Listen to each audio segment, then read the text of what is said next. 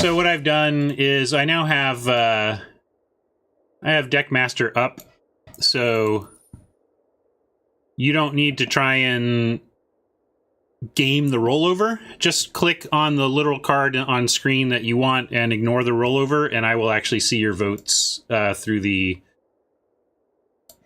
stream pop-up that I have on my other monitor. So that's how we'll do that. Thrash Threat is a fine place to start. Thrash is going to be good in green or red decks of any stripe, and if you end up Gruul, fine.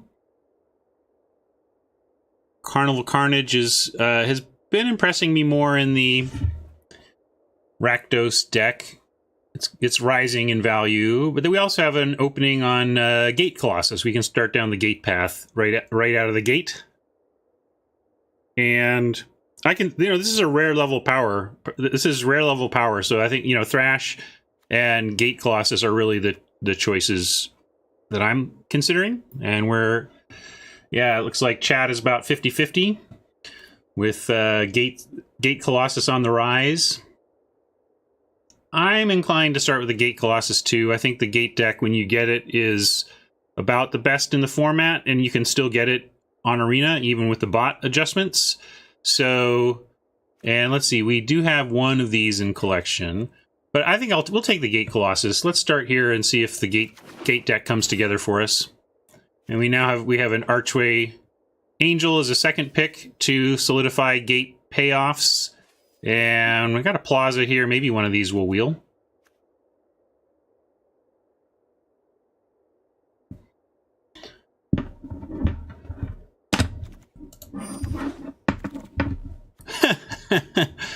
We're doing it. I think we're doing it.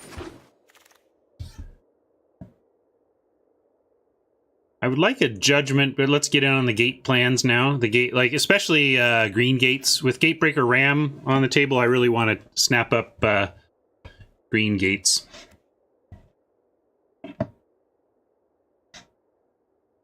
Oh, look, I can vote on my own... I can do my own voting now. That's funny. Yeah, I think Summary Judgment is a reasonable lean, but we're gonna stick with we're gonna take the gate. Gate.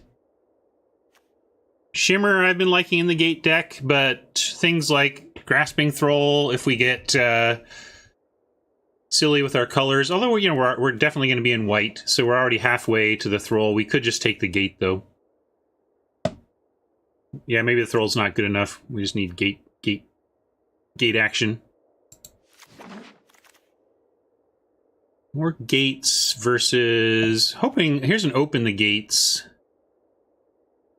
Do we like Open the Gates better than a gate itself? I don't mind a couple of these in here.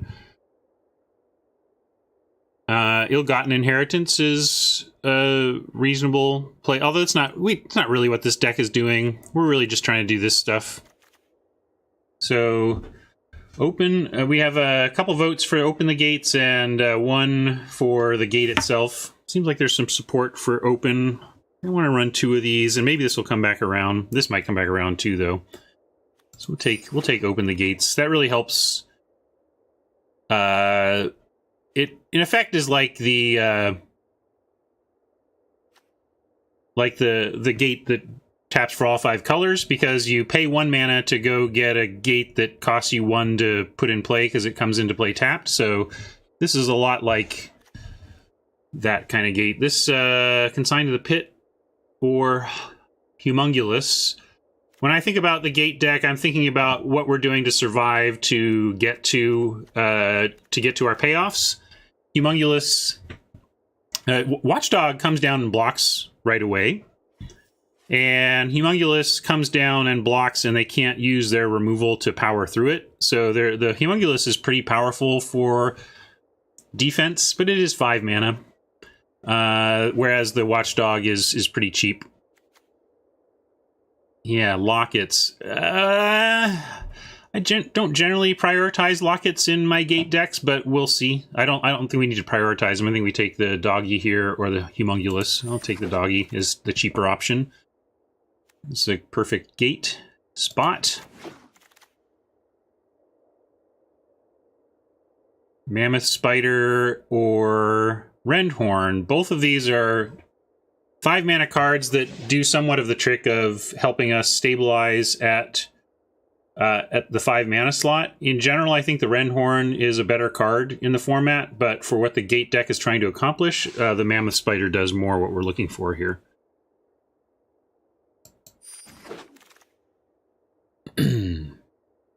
Volley over Consign. This is super clunky, whereas this is A-level removal, you know, or at least high B plus level removal out of the board. And I'm going to take the B out of the board versus the C minus out in the main. Whoa. Here's a Locket we could take, but Sentinel's Mark can also help you recover when you throw it on a Ram, Angel, or Colossus. So we'll take the Mark.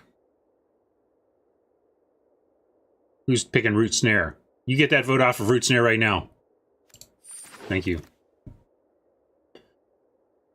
Uncommon. Uncommon or Locket or a possible 2. We really don't want to be playing Petitioners, but I said, like, yeah, we might play a Locket, so I'll take this Locket. But I'm not excited about that. I'm not excited about either of these. More Lockets to consider. Wrath is pretty useful. We're not exactly... I'm going to put the Lockets in the board for now. We'll figure out Lockets later. White, white, black, black is pretty oppressive, and our gates only lightly support that right now. And we're pretty light on gates. But this is the kind of thing that certainly helps you get to the gate payoffs, survive to the gate payoffs if you can do it. A Grotesque Demise might help us survive until the gate payoffs better than a Kaya's Wrath in terms of ease of casting. But that's basically where I either I want to get greedy and wrath it up, or be less greedy and take a Grotesque Demise here. Where are you all at? Got 75% of you are super greedy. We have time to prioritize the mana for this, so we will. We'll take this and see if we can make it work. And I forgot to check how many we have of these in the collection. Probably gonna have to go deal with that. Obviously, we're going to take a Colossus here, not passing any major gate payoffs. And this is probably just a gate pick.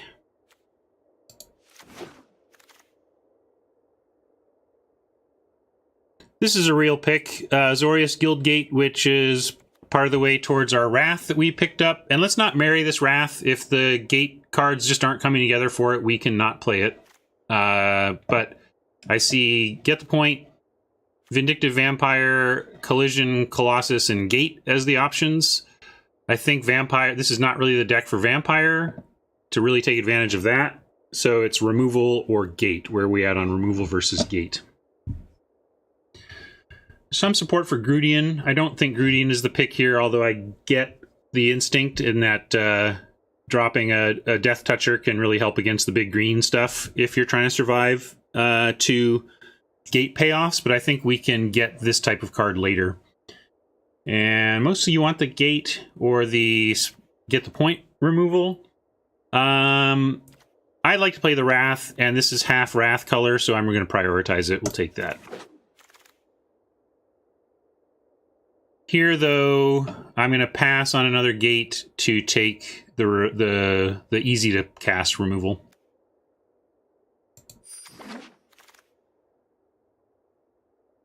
Here's also easy-ish to cast removal. It's obviously 2 colors, but it's cheap. So we could take the cheap or expensive.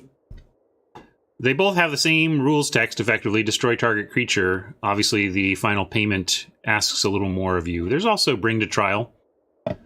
But I kind of like final payment here, I think. It's close. Maybe I should look at Curve, but this, like, because this is cheaper is why I'm leaning that direction. So I'm going to take the final payment.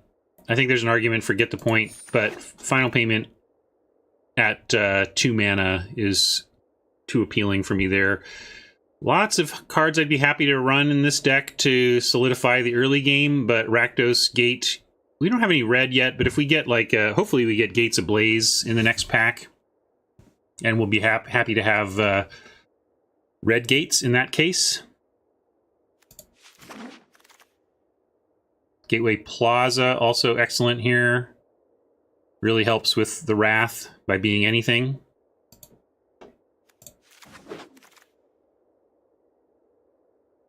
Another red-black Gate or the Ill-Gotten. Would we play Ill-Gotten? I suppose we probably would.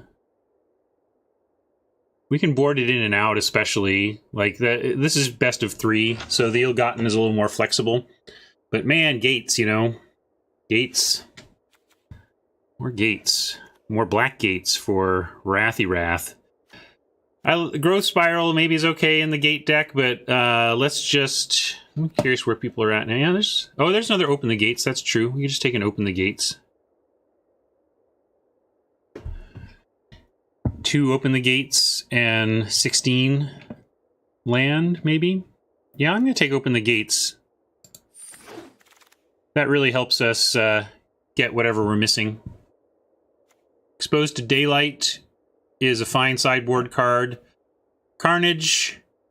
It's a little weird in a Gate deck. It's not really what you're trying to do, but at the same time, carnaging them on turn 5 for their last couple of cards or whatever is not awful, but it's just not really the main plan here, and maybe we're better off with Exposed to Daylight and being able to have some enchant removal out of the board. The Duelist is getting some support as well. I don't feel like Gate decks are great Duelist decks, though. Interesting. Support for Carnival coming in. Yeah, I kind of am thinking Exposed to Daylight is going to be better for us than Carnival or Carnage. I'm going to take that in a close call. Here's a consign we can take. Probably run this. And now here's a Grudian that I can get behind. This is when I want to take this card. Take an uncommon. Another uncommon.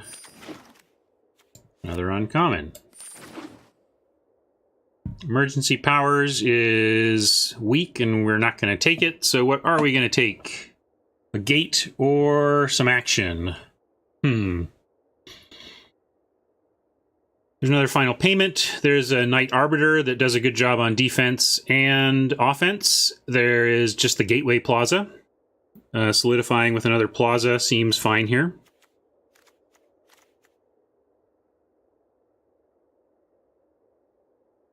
Yeah, I see. I'm mostly on the Plaza plan. There's some split vote there. I'm going to switch views. I want to keep an eye on our curve here. We have a Watchdog, and obviously Open is something we can do, but we really are not doing anything on 2 yet, which for me means that we're not really doing anything on 3 yet. So we do want to watch our 2s. Maybe another Final Payment is not the worst idea here, or not now, but maybe maybe that'll wheel. But yeah, I think we take the Plaza here, but we try to find 2s that we're reasonably happy to play.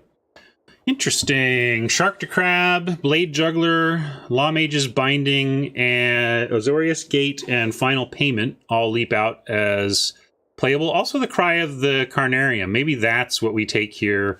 We have 2 Plazas, 2 Black Gates, and 2 Open the Gates.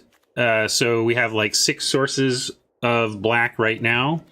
And this is a great early, you know, we'd rather have Gates Ablaze, but a sweeper for this deck could be really good against a lot of stuff we're going to face.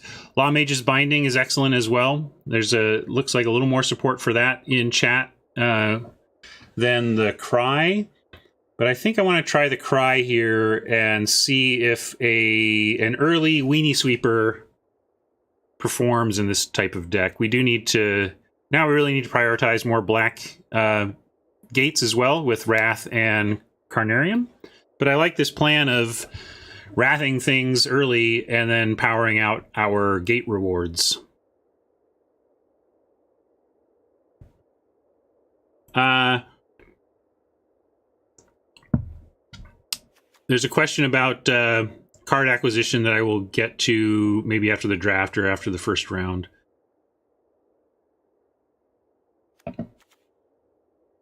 Powers. Oh yeah, that other that draw 7 or whatever. Yeah, that's not really playable. Yeah, so we're gonna try Cry of the Carnarium and see how that works. Probably just take a hybrid here. This is the kind of two. I'd like this gate, but we're doing pretty good on gates. 1, 2, 3, 4, 5, 6, 7, 8. 8 gates. Oh, we're pack 3. We want to get it. We want to get a couple more, but I think we will. We do need to sort out our early game. Oh, sorry, I missed the Gates Ablaze. Durr, hello. Sorry, folks. I got really excited by 2-drop because I would love to get some late hybrids for this deck, but this is exactly what we called for. So, yeah.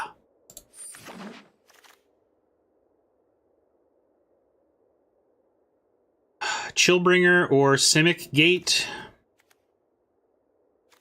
Usually I have more blue going on in a gate deck like this. We have 5 blue producing gates right now, plus the 2 gate finders.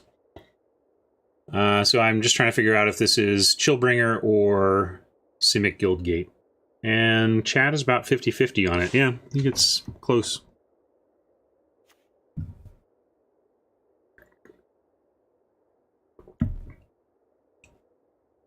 Nightbot timed out. Valhalla's chosen. I gotta school Nightbot. Sorry, Valhalla's. We love you. I don't know.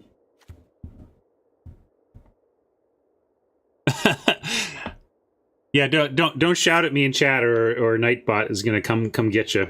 We got there. Don't worry. So it looks like there's a little bit of more support for Chillbringer, and we are. I think it's fair to observe that 1, 2, 3, 4, 5, 6, 7, 8 of our picks are lands, so we're actually only at 16 playables right now, so we really do need to prioritize playables.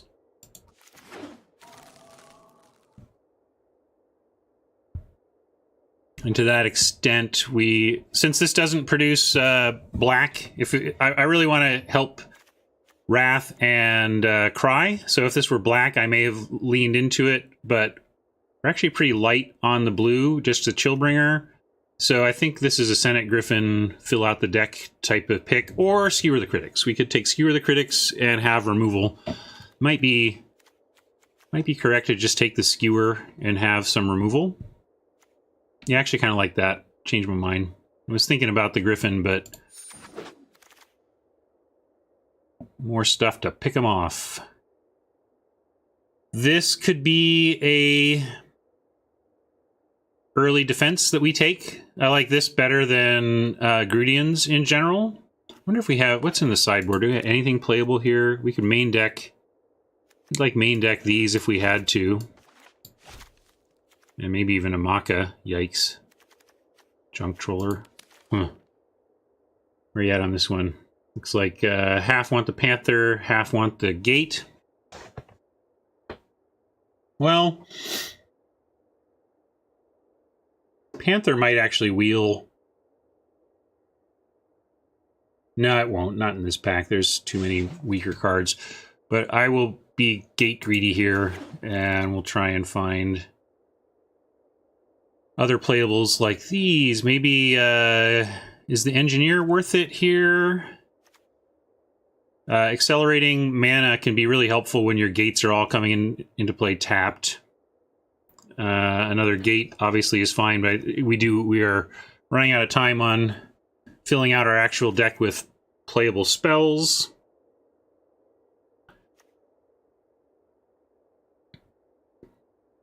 Some support for the Eel, no love for the Engineer. I'm still eyeing the Engineer. Nobody's on board with me for that right now yet. I guess the Eel is pretty solid. Just drops down and gets in the way down there. I feel like the Engineer, we have 1, 2, 3, 4, 5 blue, plus really 6, 7, and then 1, 2, oh no, there's 6 blue. Yeah, there's a lot of blue. I'm going to go with my gut and take the engineer and see if it helps us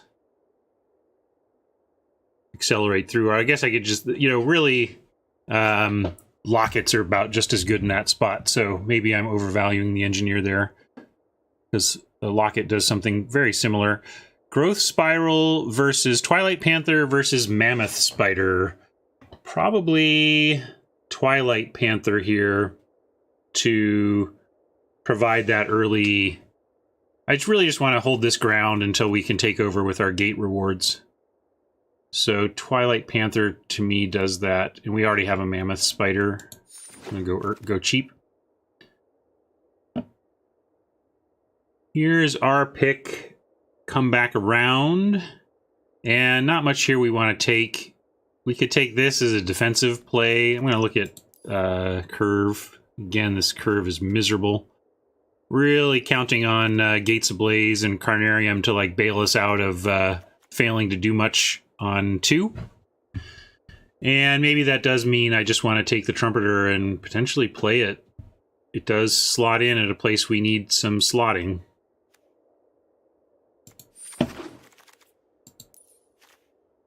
There's a Shimmer. These both do similar things.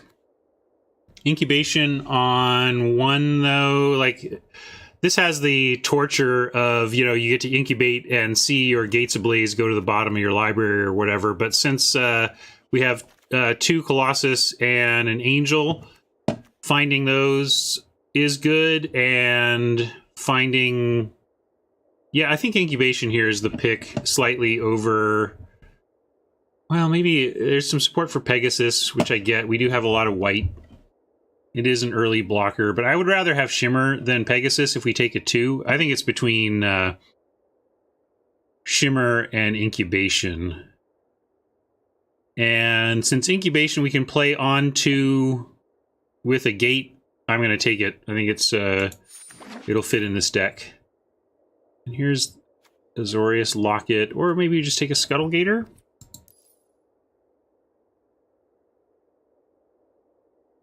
We got a couple of lockets we can bring in if we want to do lockets, so I'll take the Gator. And here's a Spiral we can consider. And probably not running that, but we'll consider it. I'm going to consider a Giant over a second Collapse that I'm... Well, this might see play. We actually get to make 4 cuts. So that's cool, and we are at 13 creatures, 14 non. With all the Wrath stuff, I'm less interested in big clunky removal. Can probably start that in the board.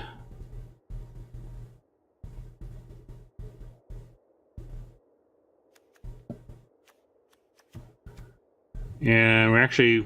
might be cutting a land. Like, we have 2 Open the Gates.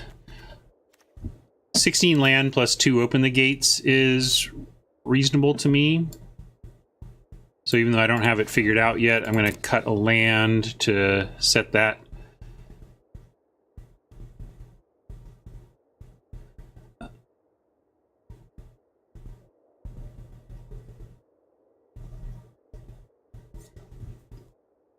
Yeah, I may have made a mistake on the engineer. I got a little excited about making up for the tempo loss of playing a lot of lands entering tapped, but maybe because it dies to all... Yeah, because it doesn't... it dies to all 3 of our Wraths, we should just cut that. Just accept that mistake pick. Thanks for the congrats on partner, Skywolf. Appreciate that.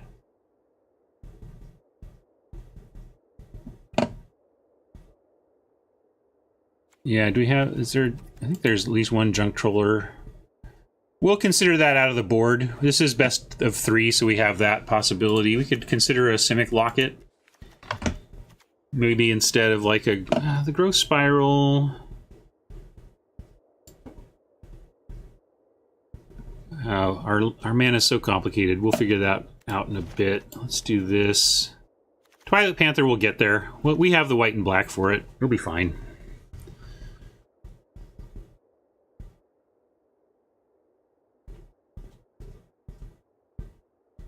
Sorry, I gotta make a note. I want to make a note to retrain Nightbot.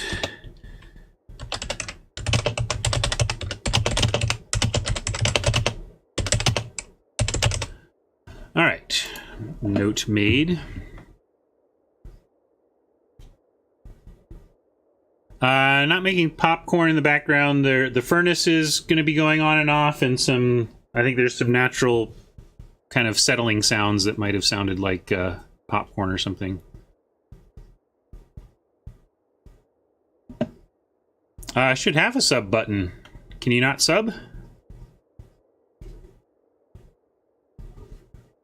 Yeah, this deck looks good. I think this is fine. One more cut, though. What do you like as a final cut? We could start daylight in the board. Let's do that. Let's bring that out when we need it. This is kind of weird and awkward. This is not great or whatever. We're just trying to punch things through, you know, just play some stuff in the early game here. And we do want lots of white and black. Really white, black, green, blue, and red are the colors we want to focus on. Red really just is Gates Ablaze and Skewer, though, so we could even cut the Skewer and play like the Consign and really just have red for the Gates Ablaze, but this is going to be good at all points in the game, so I'm fine with running that on 1, 2, 3, 4 sources for red. 5, 6. 5, 6. That's why I like the Open the Gates. It really gives us extra sources. If we focus on, I was kind of joking on the 5 color, but really we want white, black to make sure we can fire off a Wrath, and we want green to make sure we get the gates, and then red, blue is kind of incidental in how we're approaching things. Although we do want to get off growth spirals, and maybe that's a reason to cut the growth spiral. Then really our only blue commitment is like Chillbringer. Kind of like that. Now I want to back up and reconsider this growth spiral.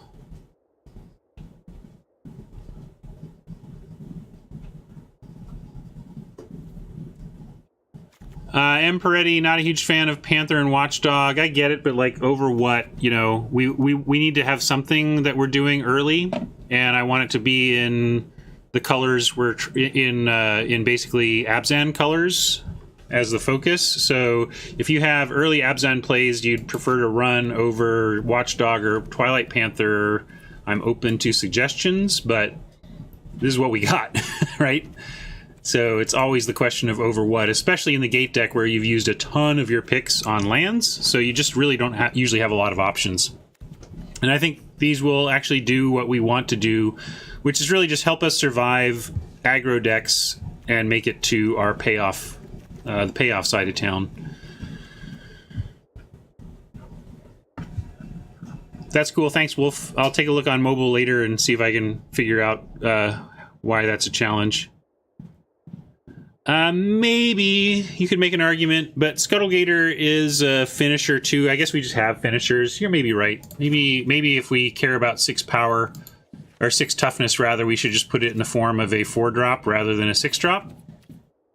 The argument for Scuttlegator is that even at 6/6, even at 6 mana pre-adapt, it really holds the ground. But I also am down with starting it in the board and making sure that holding the ground, like with a big body like this, is going to be good for us at 6 mana.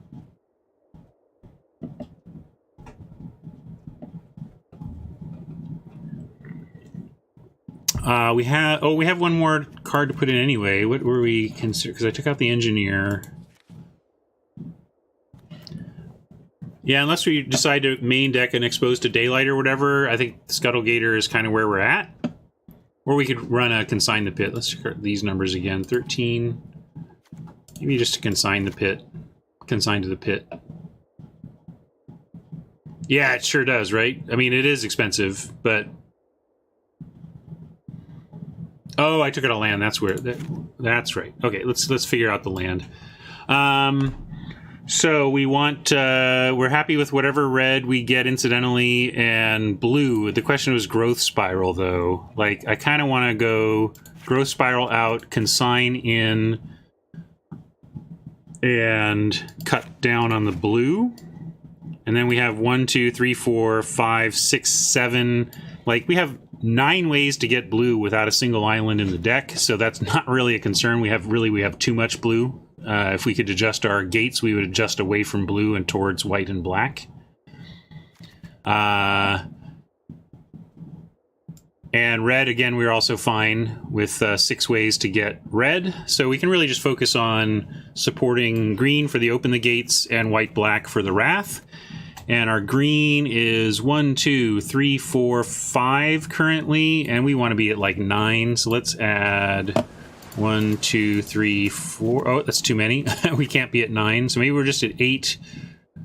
And then if we're at 8 on green, then we are leaning heavily on open the gates for white and black support, but white has 1, 2, 3, 4, 5, 6, 7, 8 sources of white, and black has 1, 2, 3, 4, 5, 6, 7, 8. So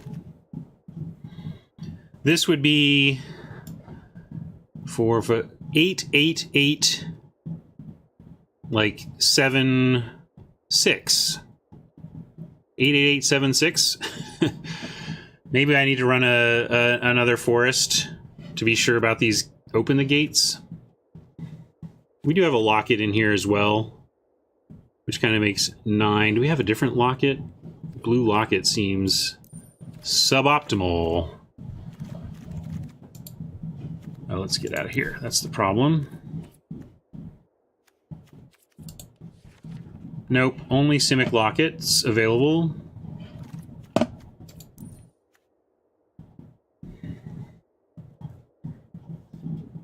I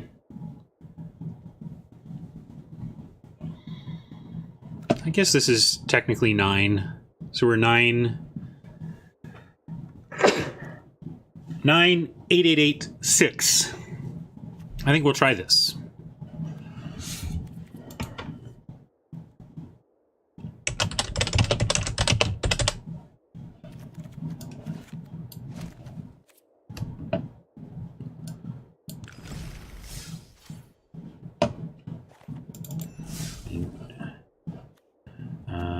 To image this though.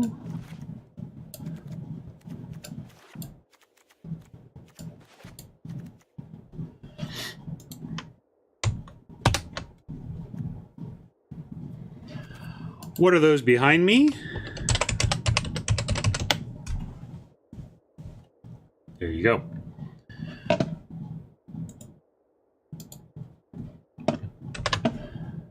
It is possible this is just supposed to have have 17 land to open the gates, but over what? Are we really going to cut like a Watchdog or Twilight Panther or Locket? Like, I guess if we cut a Locket, I'd be willing to run another forest. This might make us prone to flood, but we kind of want it. We can make good use of land, so I'm willing to do that. That makes me feel a little better.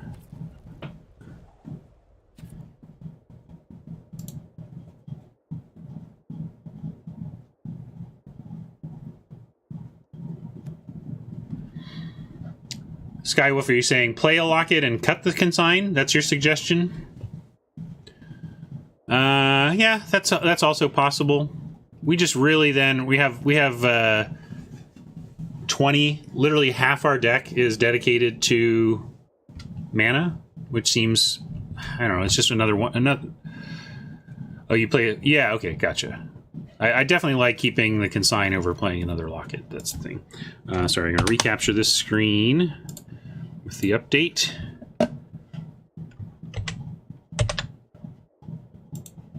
And we'll call this done and get on it.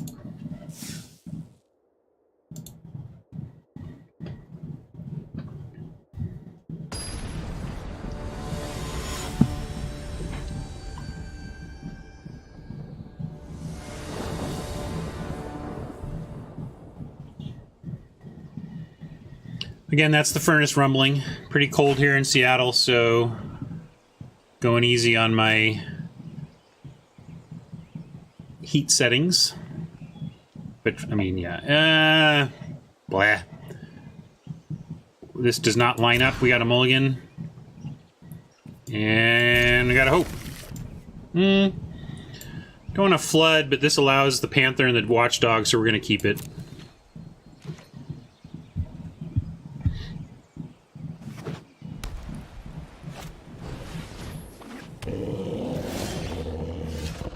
Well, this is funny. The dogs barking at each other. There should just be non-stop barking if two resolute watchdogs square off, opposing each other.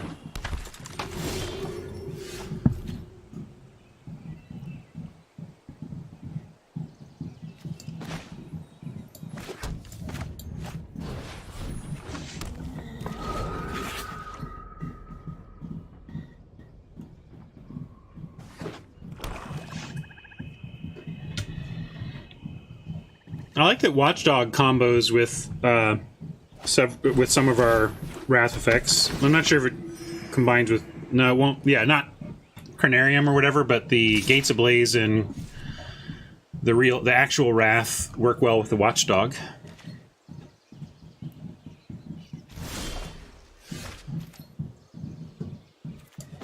Flooding. But... obviously, we have plenty of tools to navigate out of this. Don't have our Wrath mana yet. We need one more white source.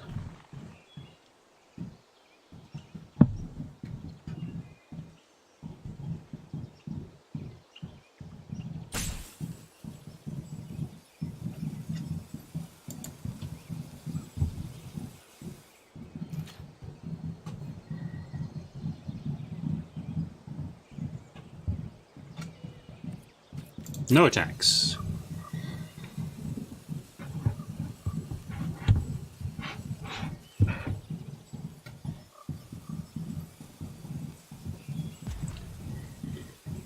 Feel free to scoop, Oppo.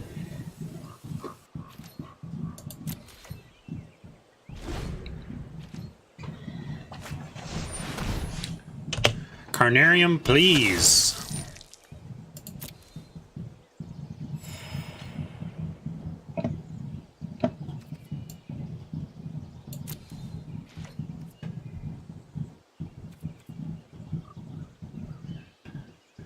Oh no, there's kind of two modes for the dragon. The full-on running, and then the gentle kind of still distributing the air, but not, I don't know, heating it, I guess, and we're in that second mode. So there is a low rumble, but it's not as loud as it can be.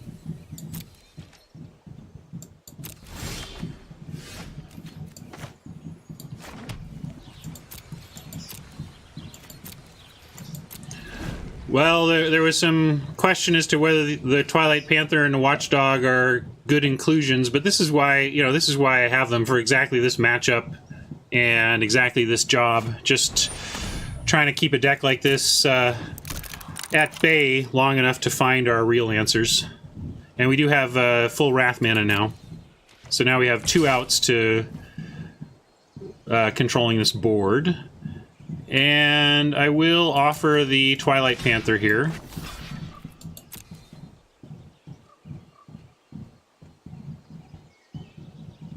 If they want to trade the dog for it, that's fine too.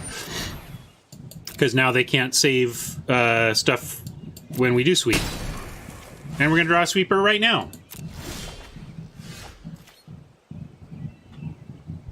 Do we even want to use it? Argument to not even use it yet. We're at 20. They don't know we have it. We're flooded out, so we're going to get greedy. Would like to find a creature to play and save with the Watchdog.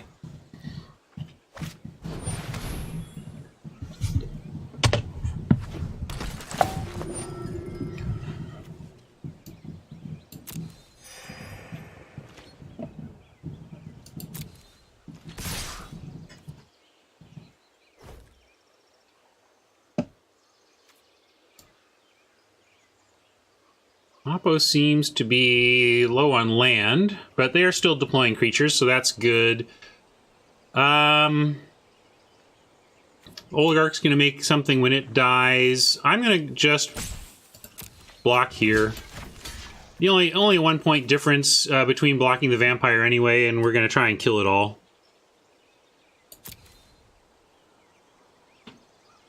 And if we can find one more sizable creature to drop onto this board, perhaps it stalls the board, causes Oppo to commit even more forces to it, and then we blow everything up except our single best creature. That's kind of the plan here. Yeah, like, that's great. Let's see if this pauses the action. Hopefully it does, and generates even more of a troop buildup. But if they remove the spider, then we're off that plan and on the untap Wrath plan.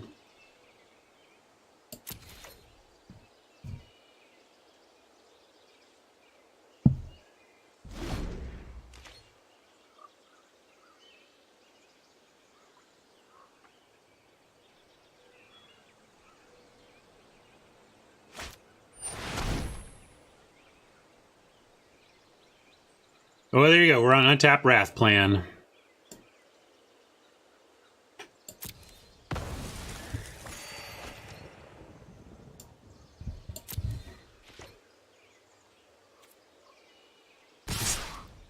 And with that, come on, send Grandma. Please send Grandma. Yes. We're going to take it.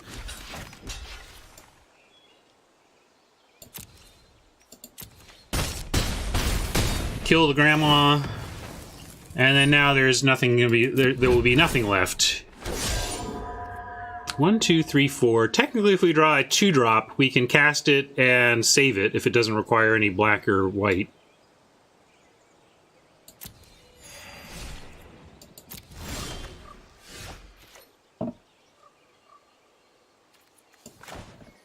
Yeah, nothing to do but blow it up.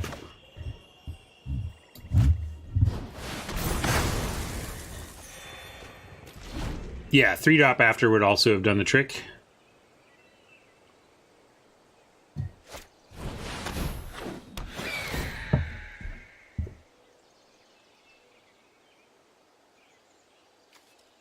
Man, even our gate payoffs aren't that good right now because we don't have a lot of gates.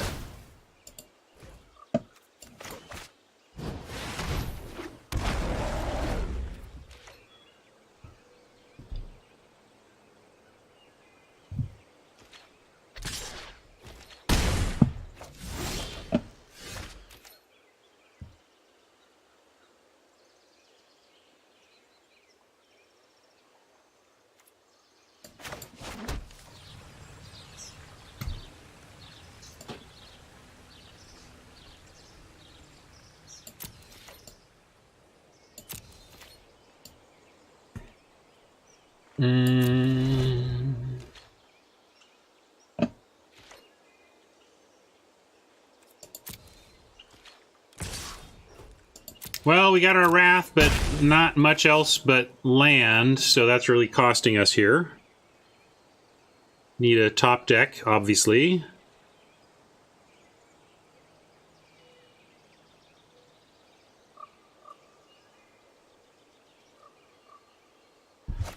I didn't ask for more gates, I just observed that we didn't have many.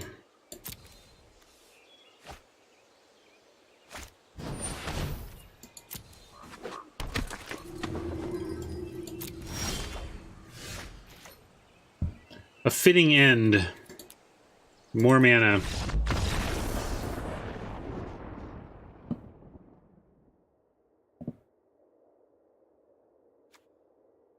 Okay, I want to skew faster. Volley's probably going to be good here. Jump Troller's fine. We're already skewing as fast as we can get.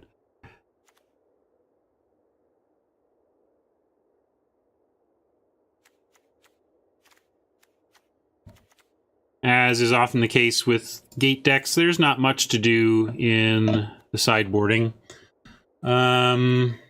Scuttlegator is not making things faster. Maka is too difficult to cast to bother including. So really it's just about the volley, whether I'll play the volley over a consign.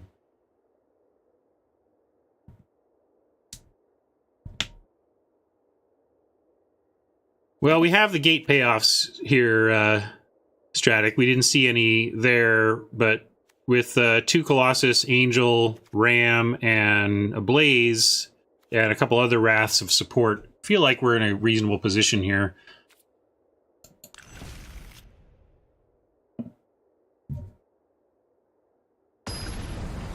And I'm with you. I hear you, though. This is the sprawling 5-color gate thing is actually not how I've been approaching gate decks for the most part. It's been more splashing gates. This looks good, though.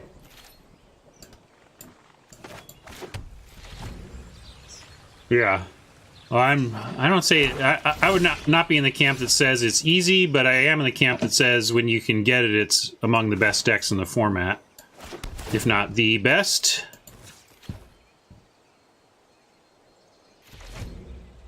Yeah, this is about as 5-color gate as it gets. Except that red and blue are kind of a splash in their spell count. It's just an even distribution of colors because of the nature of the gates that we got. Here we can set up the doggy.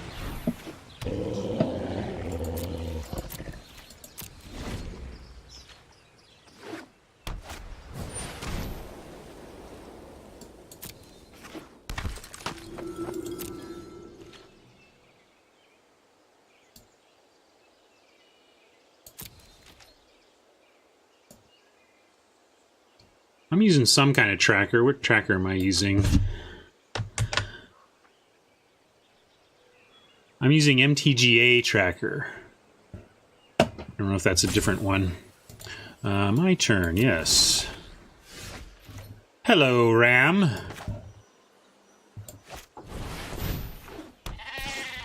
Let's see if it can untap. Alive.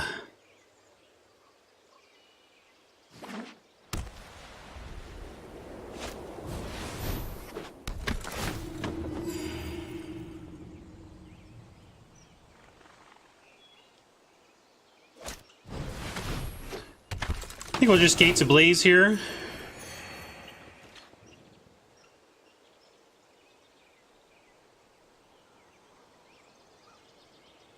Lose the doggy, but I'll take it 4 for 2.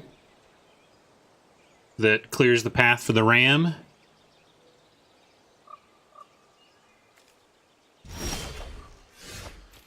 Too bad we can't play the land and cast the Gates Ablaze. Might be worth just casting the Gates Ablaze anyway.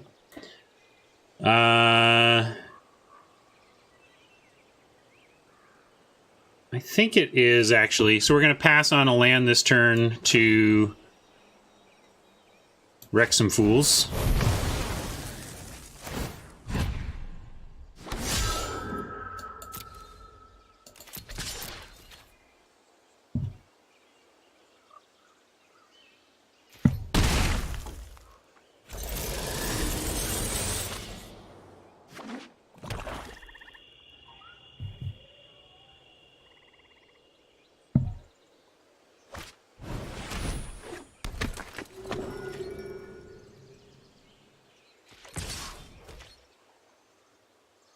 Yeah, I love it when you can stay basically 2 colors but still capitalize on gate payoffs. I think that's a sweet spot to be in right now.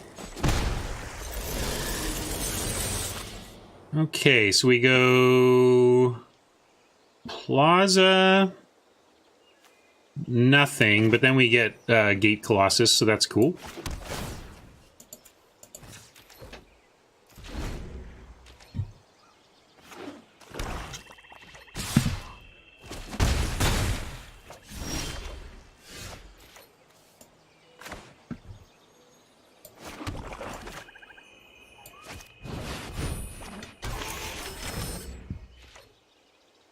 Plan A in effect.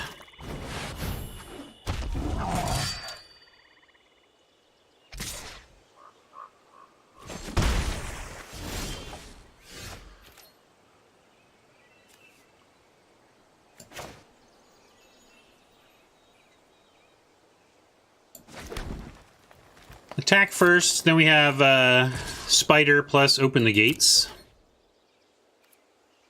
We'll get a gate so that we can get the Colossus back if something happens to it.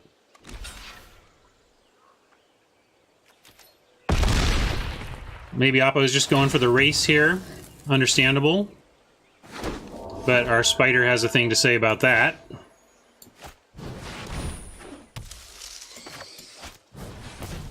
Thanks, Mendon.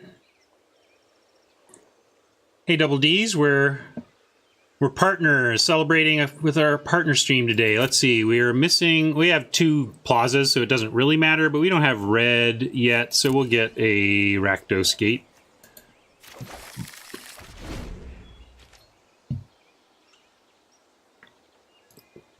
Might be Exploding Planeswalker here.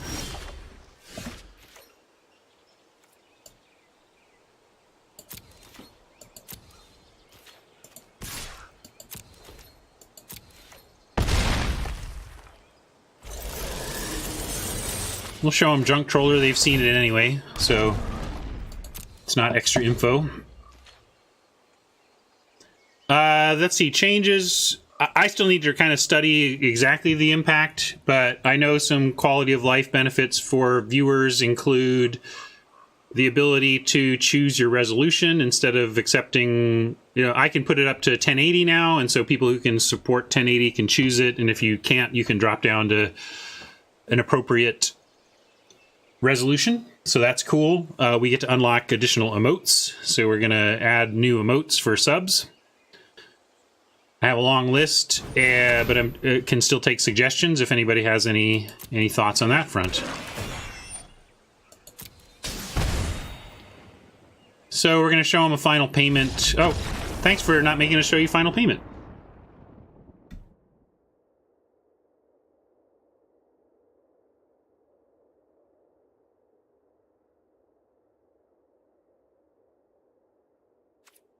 And I do like the volley.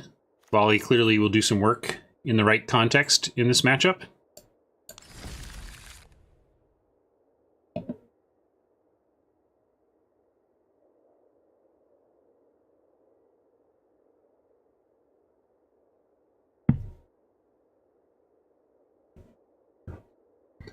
Looks like this is a little off center.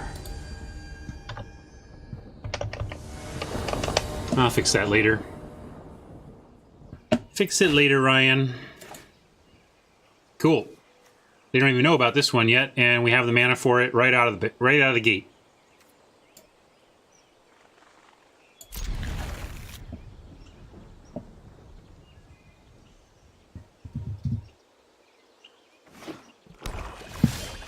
Yeah, we opened on 3 straight gate reward picks.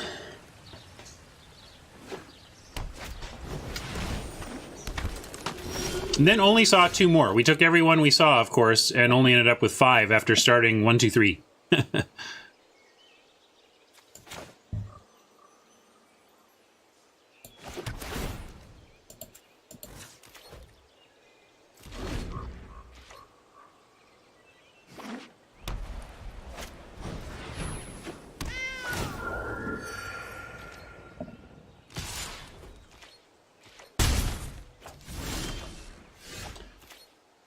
I'm going to do well, let's cast Incubation. What I don't want to do is find a tell that reveals that we're playing around our own Wrath effect, but hopefully we find a gate payoff here.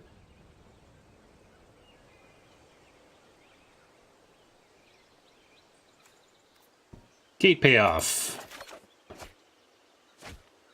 That's great. It doesn't look suspicious at all. And hopefully they keep deploying to the board.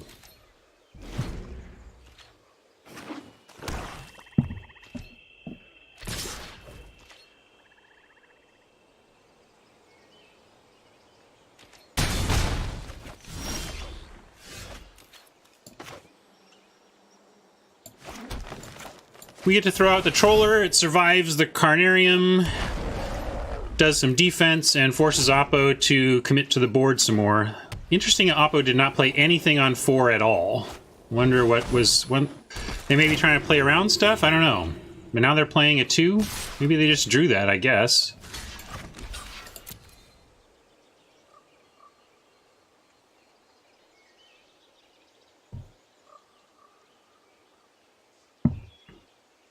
Yeah, Spear Spewer had been falling in my estimation because it is just so bad when you are on... when you're not aggressive, right? But yeah, Owen really clarified the badness. We can chill bring,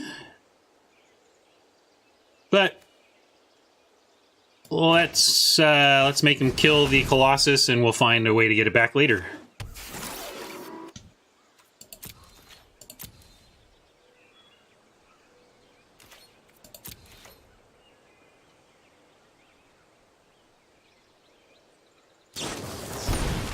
Not unexpected, but no problem at all.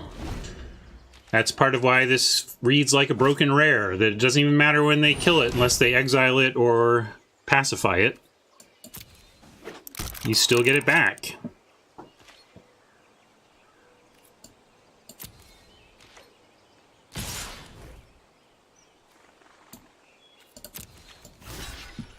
Right on, Organic Chicken. I don't know if partner status makes mobile somehow easier, better for you, but yeah, if there's benefits to that, let me know what partner changed for you on mobile.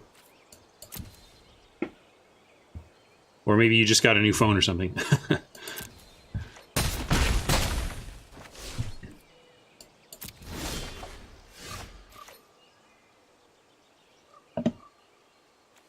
I will continue to be greedy.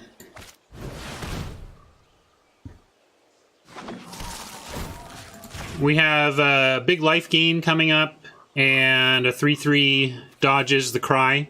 So, gonna keep trying to give Oppo a chance to deploy 2 toughness to the board. So you can choose 360 or whatever the next step down. Yeah, I'll adjust the settings this weekend and let people who have the 1080 go for that as well.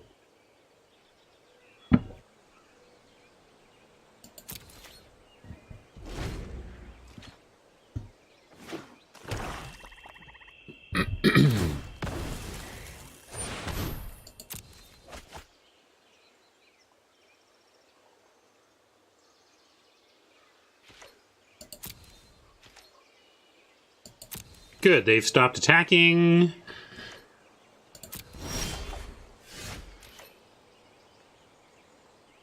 We can play the Ram and still have final payment available. And still have lots of stuff that survives the Cry,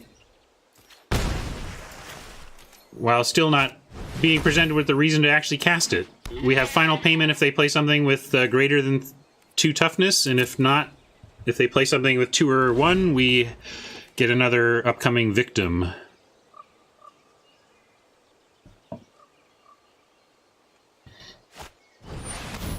Hey, Humble Potato, thank you. Welcome.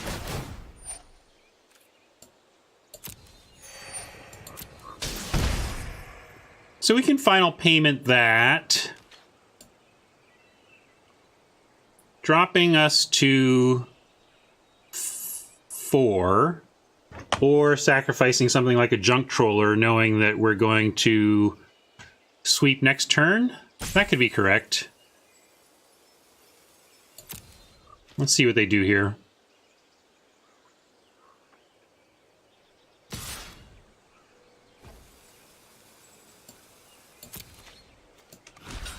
I'm going to do it. I also have volley, though. But now that this has happened, it's a no-brainer.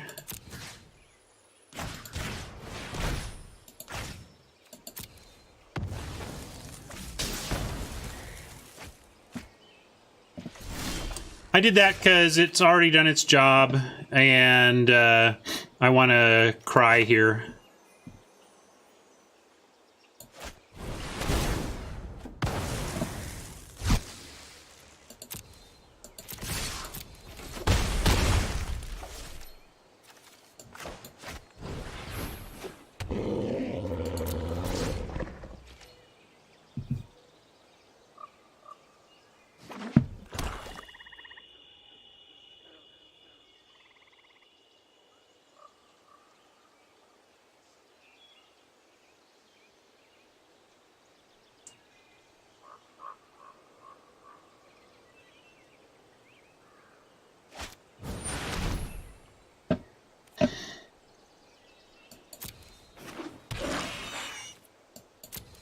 Another gate gets us past the transport. And there it is.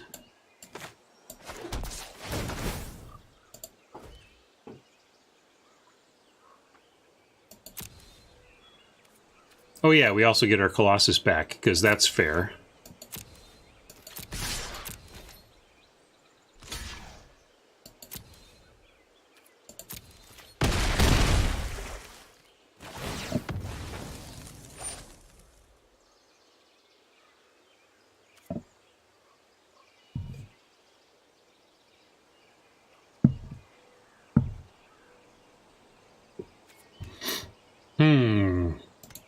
Yeah, Costco pizza does not last long. The math is really weird on it. Like, almost no matter how much you buy and how many people you have, it doesn't last long. Let's see. We just clear these out and win. Okay, that seems good.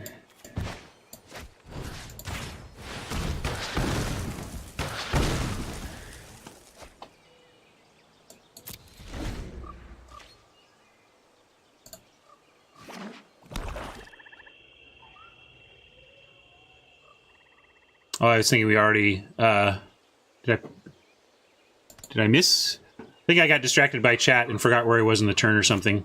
I thought I was just winning there. Yeah, I was confused about where we were in the sequence of things. Obviously, because we would just take this out and kill all the, little dudes. I think we're still fine, but that was annoying. Yeah, I just got distracted by chatting, so it goes. Which is okay, we get to save the Trollbringer with the doggy. And this should be fine.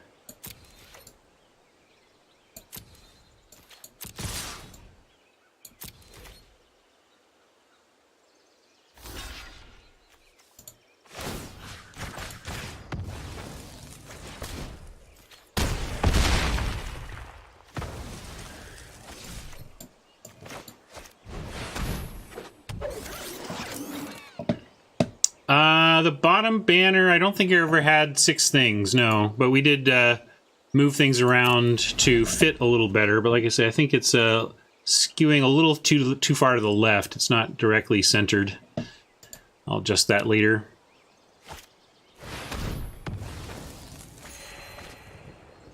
Well, that's pretty good. What else you got?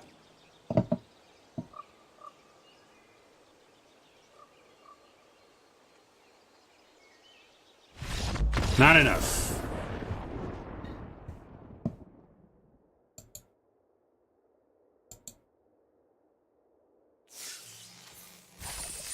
I wonder if I can multi-select. Let's see if we go. Thank you for the bits. Oh, maybe I can. I'm going to try a little shift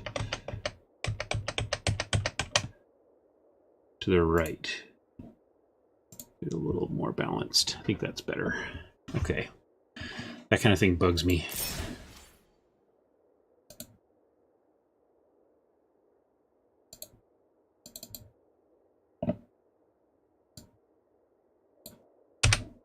Deck feels strong. We lost the opening game there on a flood, but when we got a mix of land and spells, felt like we were in control the whole time. No, it does not size the font to fit, but I've kind of been using you as a map for that. a max length, a length target. Really think it needs to go back one? How's that? It's like hanging a painting. Maybe it looks different on my Streamlabs presentation than it does on actual stream. Let me see. I think you're wrong. I think it still needs to go right. I'm not going to worry about it now, though. All right.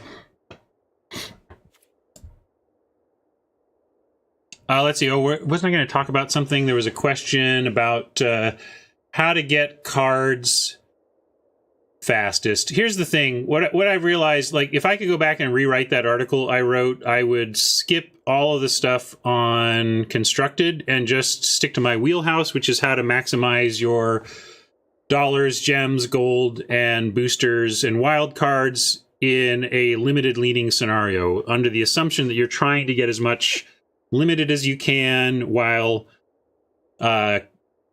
then playing constructed with whatever cards you manage to get while maximizing limited. So that's really all I want to speak to, because I do it every day and feel like I'm an expert on it, whereas I haven't played in a constructed event for months. And so I can't really speak to how the constructed events are at creating a collection. I have a, you can go to the spreadsheet. Put the spreadsheet up. The spreadsheet contains the ability to adjust, input a different win percentage for a given event or queue, and you can see what your expected gem or gold EV is in that event, but I don't even touch cards. Hey, 4 a.m. Donuts, thank you for the sub. Oh, we got Fender Telly 71 is gifting subs left and right. Thank you so much for that. I appreciate that a lot. That's really kind of you. Great way to, if you have more than a sub's worth of support to throw my way, gifting subs to people is a great way to do it. Keeps them engaged in the community and gives people some sub advantages that they wouldn't have without it. So for those of you that can support me with greater than a single sub, what Fender Telly is doing here is amazing, and I'm very thankful for that. Thank you, Fender. And I'm sure the gifted subs also thank you, because now they get sweet emotes and stuff. So anyway, yeah, for limited, I say avoid sealed, because it just grinds up too many gems. And then for for between best of 3 or best of 1, play whatever you want. The main thing is to monitor your wild cards. Like, we should probably be doing more wild card crafting on this account than I have been. But it'll matter more towards the mid-season when I start to actually fill up wild cards, fill up card rare and mythic 4-ofs on this account. Then it'll be more important to do that.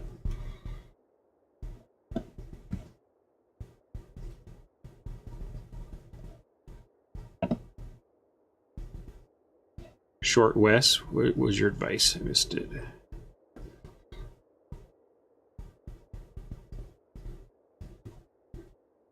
Prying eyes and extra land. Yeah, we have a lot. We have basically 19 sources here, because we have 17 lands and 2 open the gates.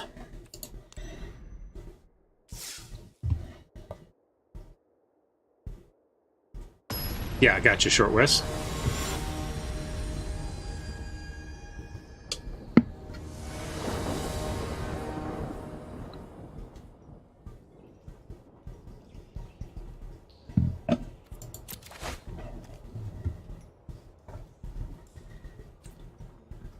We'll keep this, and we'll start with a gate, and then turn 2, we have Watchdog plus Open. Or Panther plus Open if we want. Yeah, let's do Panther plus Open, and we will find, let's see, we have blue for the Chillbringer. We want black and red. Probably just find a Rakdos gate here.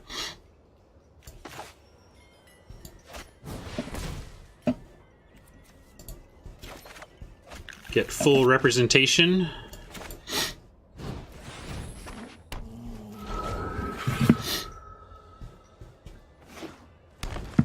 Have I watched Avatar: The Last Airbender? Yes, but it's been a while. I like that show a lot. My current anime favorite is Mob Psycho 100. I'm watching that with my kids, and it's in season 2 right now, and it's pretty awesome.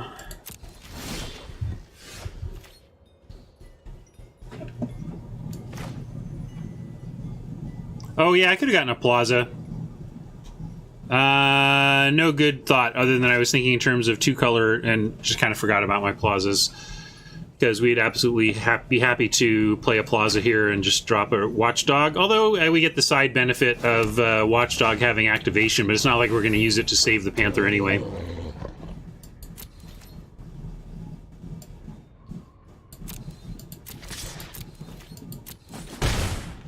I have not seen Assassination Classroom, but yes, I'll take your anime suggestions, because my kids are always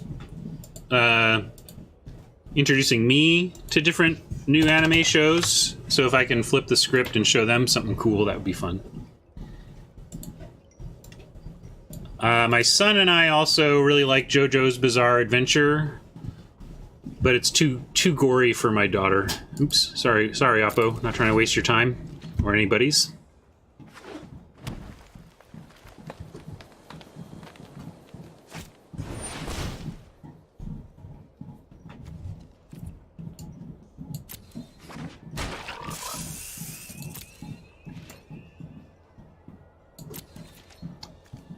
Sentinel's Mark could flash in to eat the Steeple Creeper if it comes into attack. Oh, Gates Ablaze, very nice. We'll be setting up for that, of course.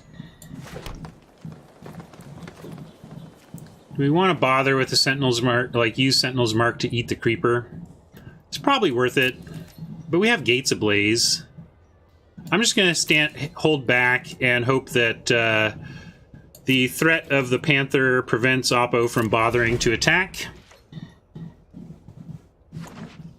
The worst is if they use 4 mana to make the thing fly. Yeah, there we go. That's what I want to see. We need to find some more gates, but I think we'll get there.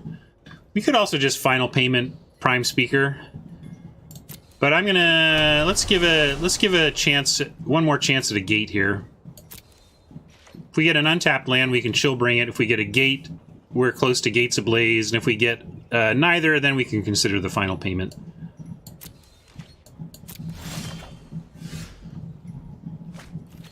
Not what we're looking for.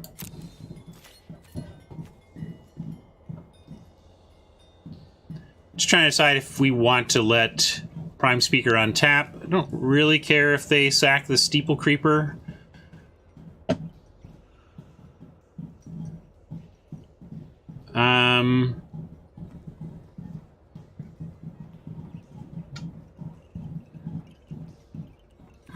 I'm torn. I'm gonna let him untap. You don't think? Well, yeah. What is he getting? Like, I guess they get to go hunt, but it's a 1-for-1. It just upgrades the creature. I mean, maybe they upgrade it into something that really gets us. You think it's that important? Maybe it is. All right, fine. Won't let him untap. I'm gonna pay 5 life.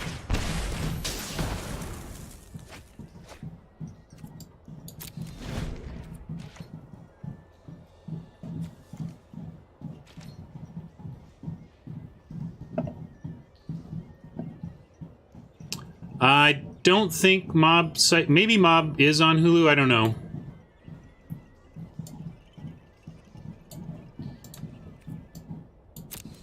FLCL. What one is that? Did we Full Metal? Try again. Cowboy Bebop. Tell me what FLCL is again. I don't want to go scrolling.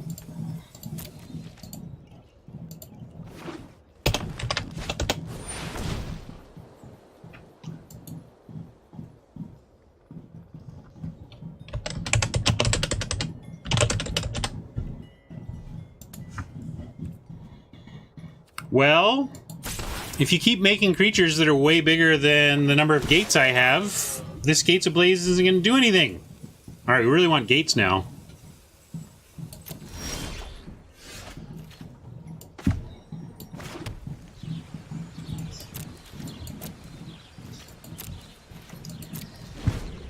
We can still we still threaten to take down the Redhorn with the Panther, so that's good for us. Again, you know, these two are doing their job in terms of what I want them to do for this deck.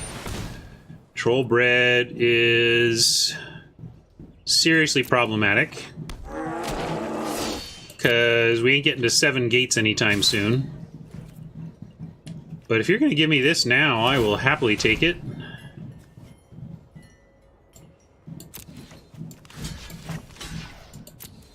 And we'll save it.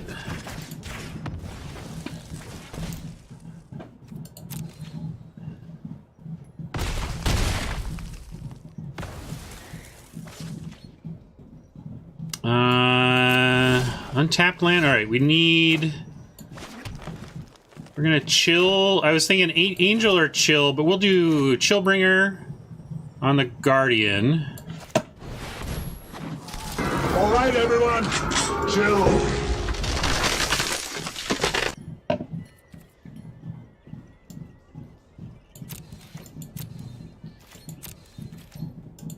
And now we have something to block the Creeper if Oppo decides to launch it. It's going to die to the Gates Ablaze, but we're trying to make the Gates Ablaze actually work for us here.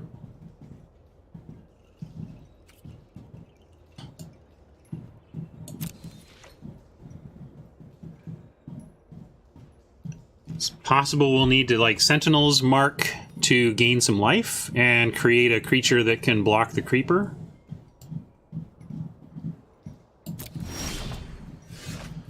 Skewer. Too bad we don't have 2 red. If we had 2 red sources, we could Skewer and Blaze. We can also Angel to get 6 back right now.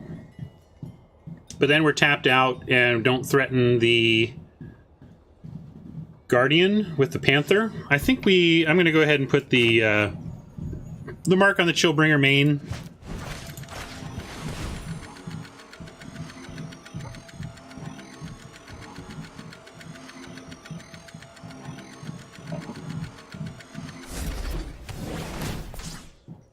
Who does number 2 work for? Are we talking about The Prisoner now? That's one of my all-time favorite shows.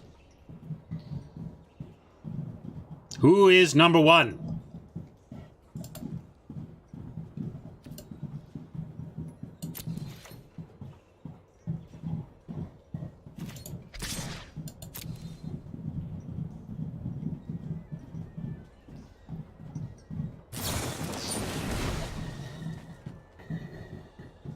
Woof. Okay. 7, 8, 9, 10, 11. We're not just dead. But we may need to... Oh, we don't have... Black and red is tied up in the same place.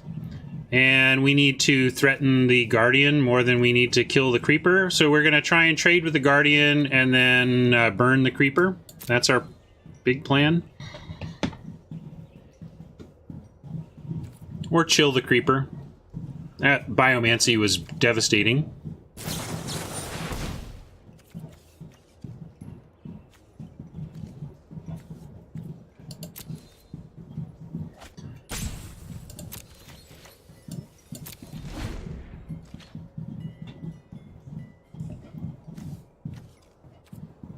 Super dead. Haste. 4, 5, so they have 7, so they can't Rendhorn and Guardian currently, which might save us.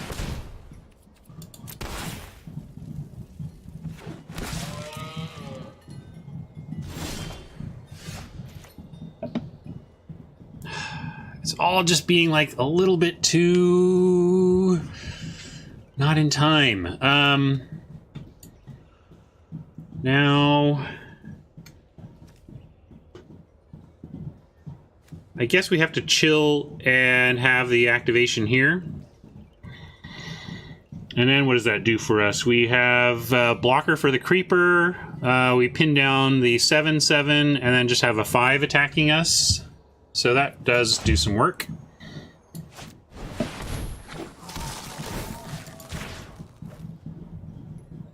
I don't think we need to Angel there. But we are definitely pushing up against it.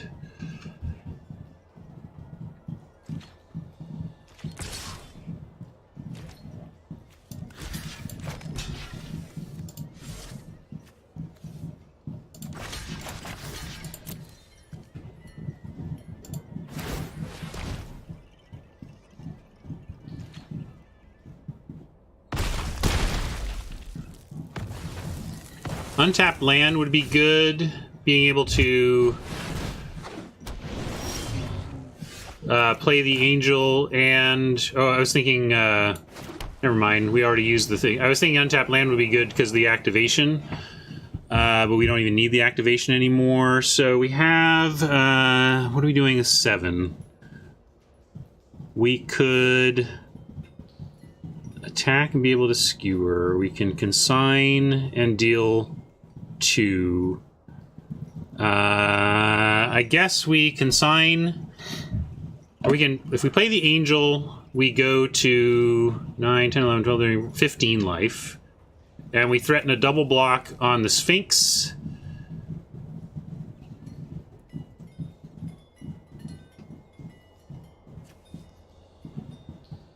Double block on the Sphinx, and then we have Consign for the Trollbred next turn. And we survive that attack, so I guess that's what we do.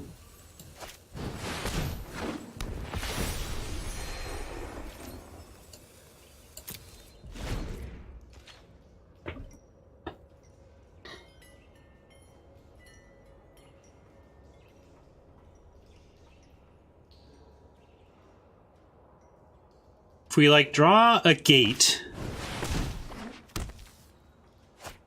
and consign the Trollbred,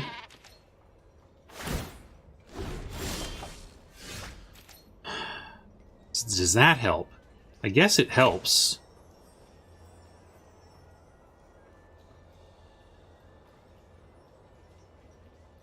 Maybe I just need to blaze the gates here, except then we lose the Chillbringer, which is a big problem.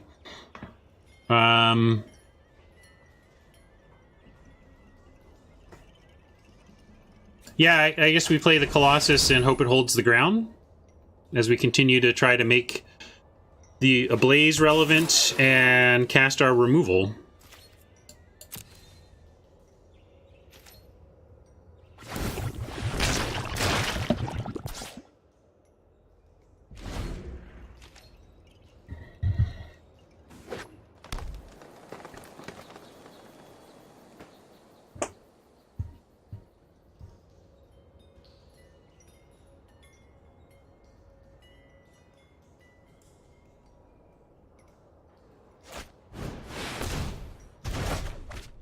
Ouch. That card has not been good, but it's sure good there.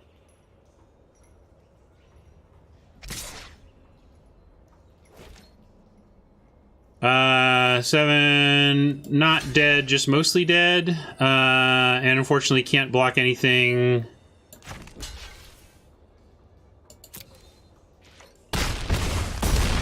Relevance, maybe we get enough here. No, it doesn't look like it. I think that was enough for them.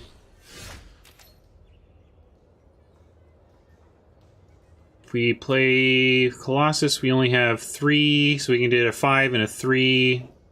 We're just dead all over. If we're not dead, it's because this is enough, and it's not. So we're just dead.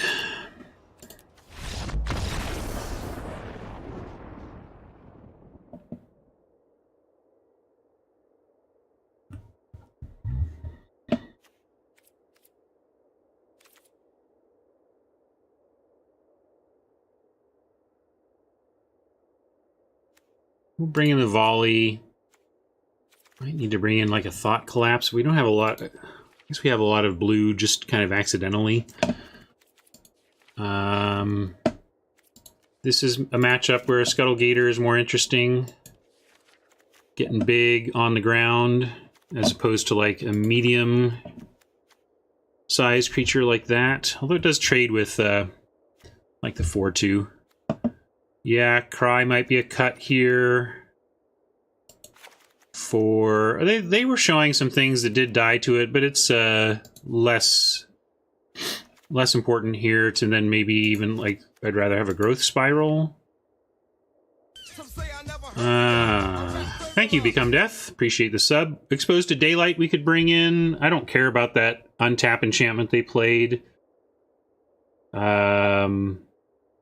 Trying to think of other stuff we saw. I guess we didn't really see anything else. So for Browning, Growth Spiral, and Scuttle Gator, I'll put these back over here.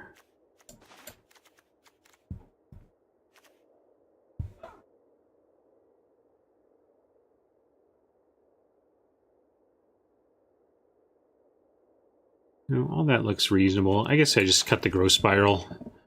We have enough land that we're working.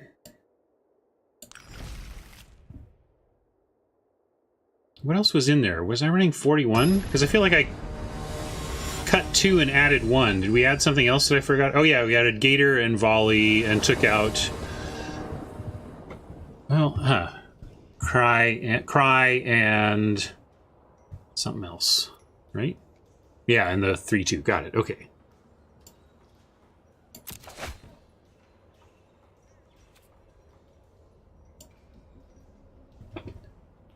Sure.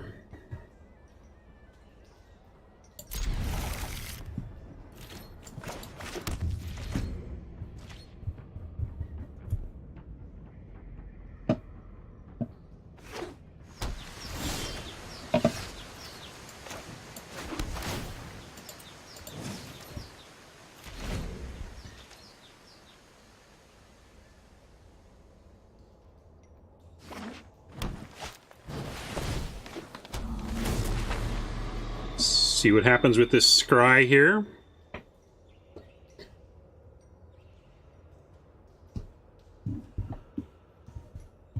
Oh man, it's chilly in this house. That furnace stops even for just a little bit and it turns snap freezes around here. I'm cold. Might have to subject you to furnace torture after this game.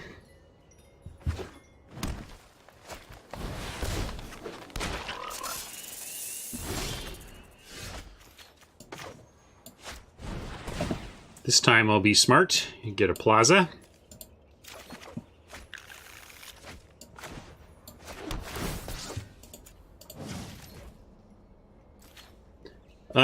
Do we trade this for 2? Do we offer this 2 for 1? I'm going to say no. We don't offer that 2 for 1. We got gates all over the place. We get another gate. We can attack through it. We got removal.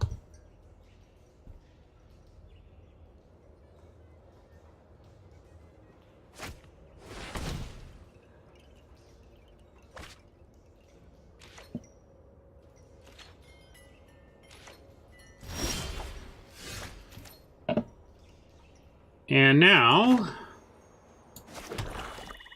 we can just make a payment. See if that works.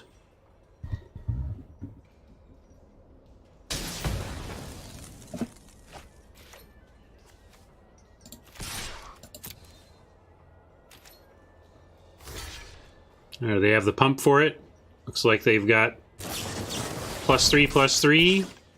That's a bummer.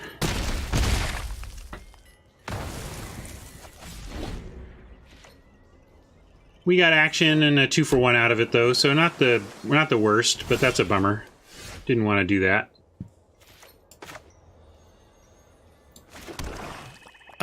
This is a lot of mana, and they didn't do anything. I'm going to test the waters actually with this junk troller. See what happens. Note the pause. I don't trust that pause.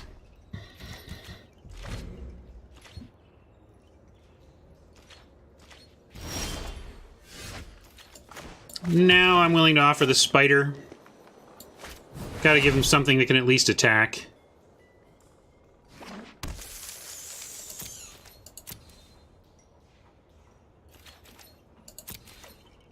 You get to put the... I forgot to use this last time because mainly it's about being an 06 that can block for us, but I'll start putting things like the ram back. We have library searching, so we could shuffle our deck and put this ram right near the top again.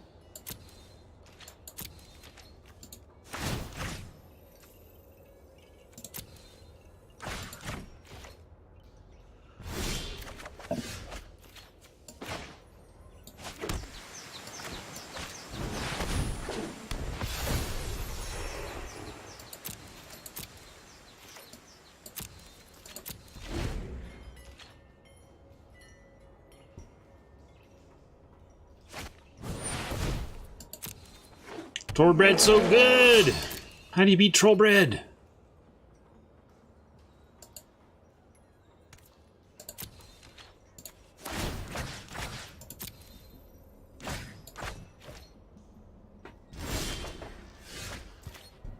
Play something that flies!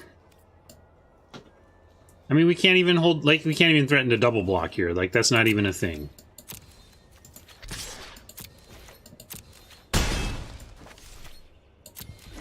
Play a flyer. Give me something to do. Play a flyer or something with 3 power.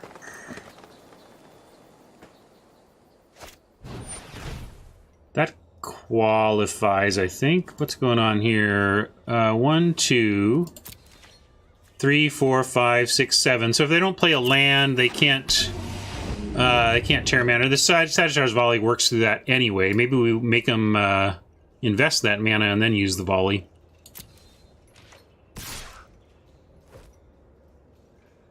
Yeah, Skatewing Spy would be great. No blocks. Ow.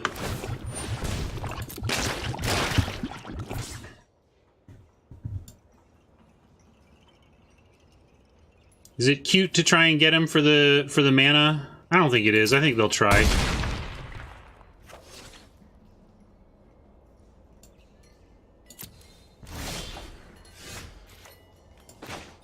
Well, we get to shuffle and maybe find that ram. And as far as wraths go, we have everything we're really trying to do, but we don't have a blue-white land yet, so let's get one of those.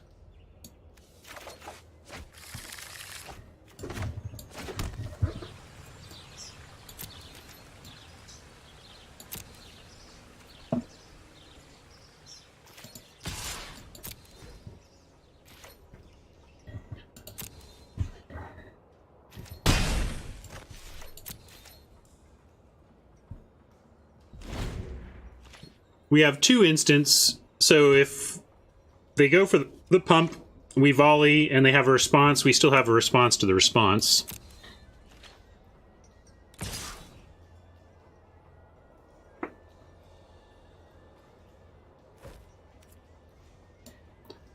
Oppo content to just have this troll bread get the bread.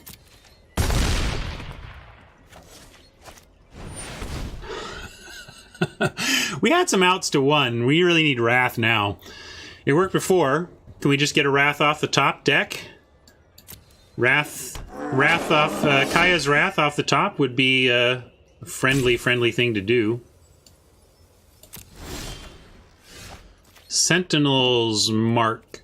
That might get us enough to just live for a little bit. Let's see. Can we put this on... If we make a 4/6, can we get any... If we put this on the Junk Troller, we at least can block a 7/7. Maybe that's the priority here. It doesn't get us a life swing, but we have 2 7/7s to deal with, so I think we have to do that. Doesn't get us any life, though. It's too bad. Oh, no, we can put it on the Mammoth Spider. That gets it to... oh, no, it just gets it to exactly 7. We needed 8. Yeah, bummer, but we're not going to get much... we're not going to get lifelink value or vigilance value, so at least we get to do that at instant. We'll do all these at instant speed. Hey, thank you, keeping it surreal.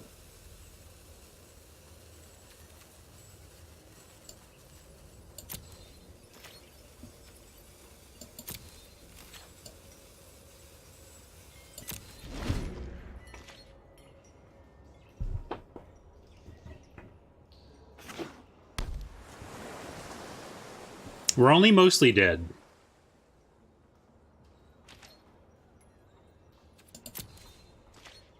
We have a surprising number of plays to an all-out attack here.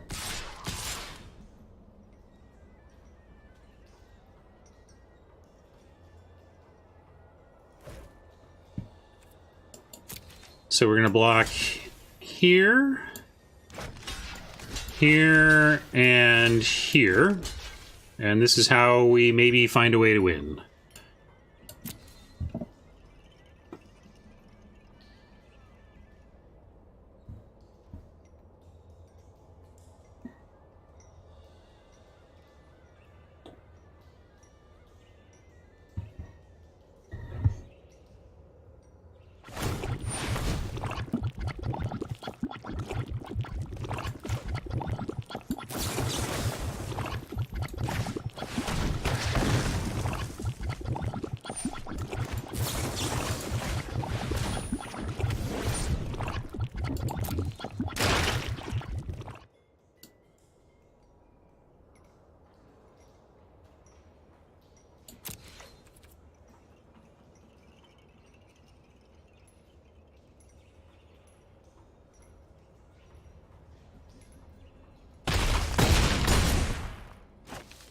Not too late for a Wrath deck, but I would even take, let's give me something that can combine with a Spider to take down a 7/7.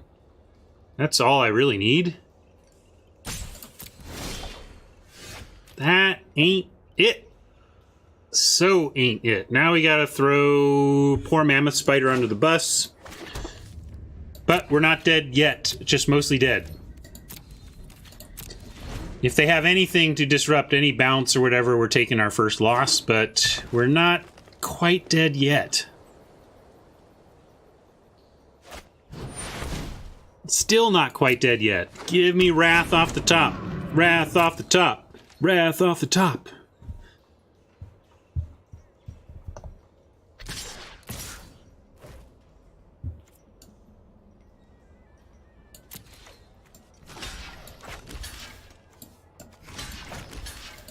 Wrath off the top. Here we go. Come on. Here it is. Right there. Nope. Had outs. We had outs, chat. We had outs, but this is a rough road right there. Double troll. Yikes. All right. We're going down. I'm not going to make him prove it. We didn't really even get much of our reward cards, unfortunately. Do that. Beefy deck. We had answers to a beefy deck, just didn't find enough of them in time. That was a good match, though. We played to our outs the best we could. It's a little early on the lunch side, but I'm going to go make soup, take a bio break, and get ready for a couple more hours of afternoon streaming here. Let me see what I have in the way of music to share with you today.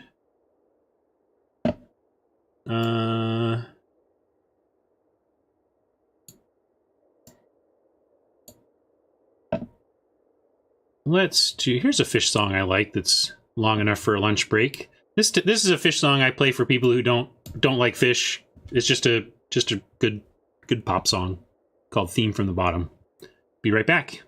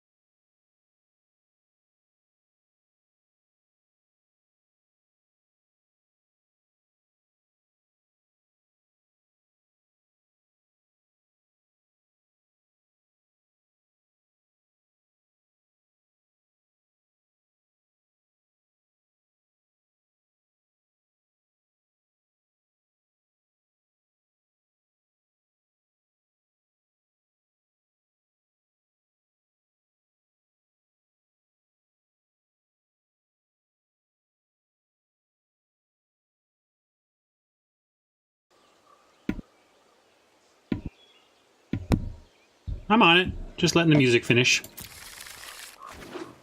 Gate versus Gate. Thank you for the raid. Sorry I wasn't here to catch the beginning of it. For those of you coming from Professor Knox, thank you for hanging out with us today. I'm Ryan Spain, formerly of Wizards of the Coast, Magic R&D, and Arena Development Team. I stream weekday mornings Pacific time, and we focus on drafting here. And we have a Gate deck going that we're 1-1 with. And let's see, our turn to play. Yeah, let's just get the Plaza down.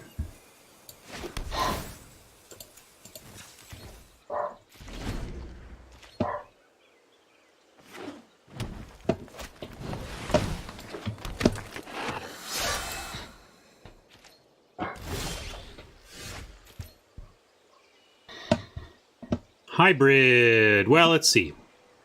We have a Watchdog play. We have Incubation. Incongruity might be something we want to keep around for desperation. I'm going to play Dog in Gate here. So we'll open the gates, find a gate, and we'll make it a, let's see, I don't want a Plaza because I want to play the gate this turn. And we have blue, white, I guess black, and we have one black, so we get black, red, and then we're pretty good on everything. Yeah, let's get black, red. Woof, woof.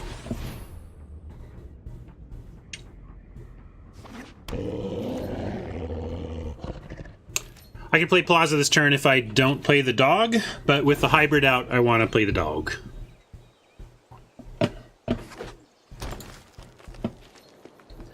Yeah, sorry I was on break during the raid, but really glad to see you all here. Thank you again to the Professor. We're going to take this block. If they use anything to kill it, okay. All right, we got a Wrath set up. That's going to be great for us.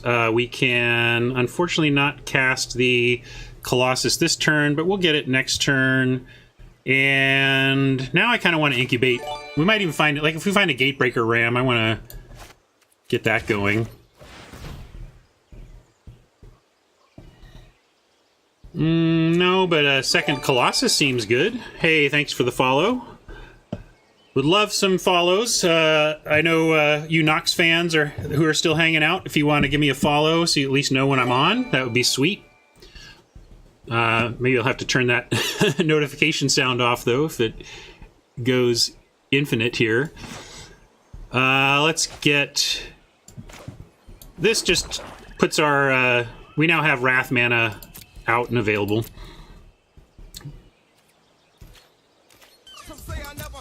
Thank you for the sub, and for Smash. Emerf Smash. Let's see, some tools that you new viewers can check out. I keep a spreadsheet of not only all of my results while playing, but also it contains information like expected value charts, so you know how many gems and gold, how much gold you expect to get out of any given event you play in. Let's see, pass, great. So the Watchdog is holding the ground while we build up to a nice Wrath. The question we have coming now is, do we play a Gate Colossus out, given that we have a Wrath? And I think the answer is yes. Because we can use the Watchdog to save the Gate, the Colossus.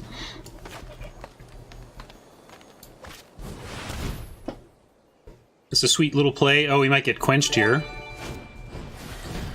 Well, that's sad, but it is a discard, and we're going to get it back the next Gate we play. And we have a backup plan anyway. Thank you for the sub. We'll do this. If they want to use the turn... Oh, good. They don't want to use the turn to make the hybrid big, which means we get... Oh, that's sweet. Well, we could demise it.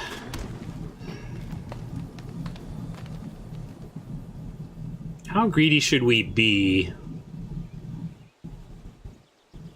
I'm going to be actually one more turn's worth of greed.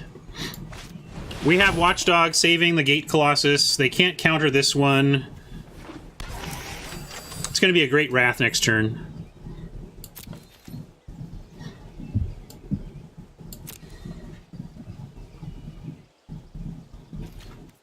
Even if they don't play anything else to the board, it'll be a good Wrath. The only reason to, I think, have played the Wrath there is to avoid it being countered. That's a fair concern. But it's too bad. I was hoping they would not use their turn to advance that agenda. It just means we're not going to get anything else out of it, but hopefully they just can't attack here anyway. And they've tapped down so they can quench, but we can pay the quench cost, so quench doesn't get them out of it.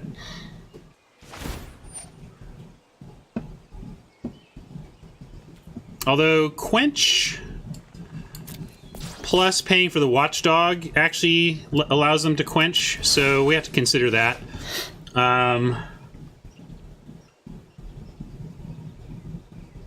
That would be disastrous, honestly. We could also... I just really don't want it. We've seen one quench. It would be a disaster to try and save the Gate Colossus, and instead of executing our plan, instead just lose everything. But what's our other play?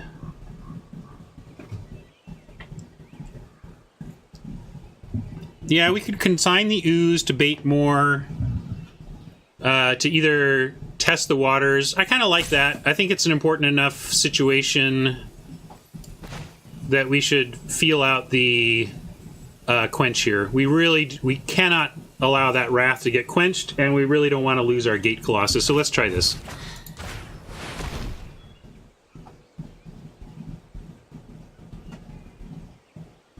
And if they do have quench, we should be able to withstand one more turn using an 8/8. Okay.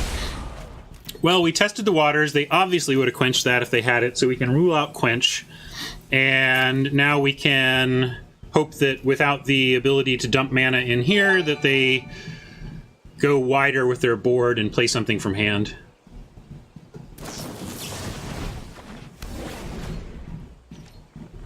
And now we don't even want to save it. Now we're just going to go ahead and Wrath the board. We could actually do something like play the Chillbringer and save that instead if we wanted, or something.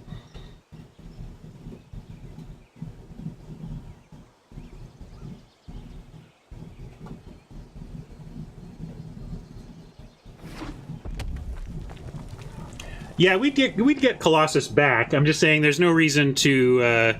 I wanted to try and save it, because that's even better.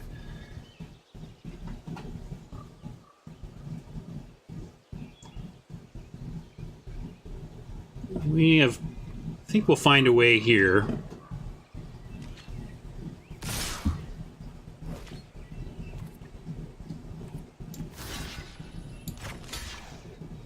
I'm going to block here to hopefully say, well, there's no reason to make this adapt this turn. Instead of adapting, well, no, they have to adapt if we do that, right?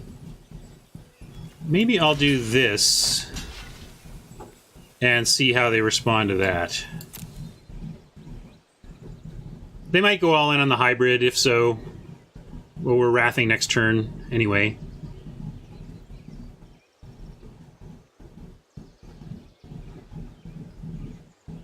We can take 9 here if that's the case.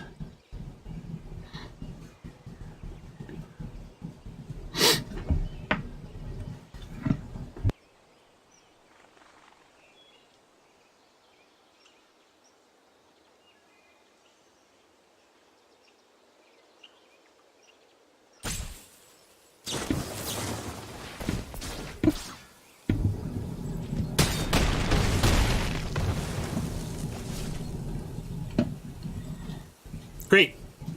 We didn't get a creature out of it, but we did... Oh, great. That's wonderful. They used 2 cards out of their hand that aren't going to matter, that weren't going to matter anyway. So, coming up, Millhouse. see if we can win from here. Gosh, just find a gate.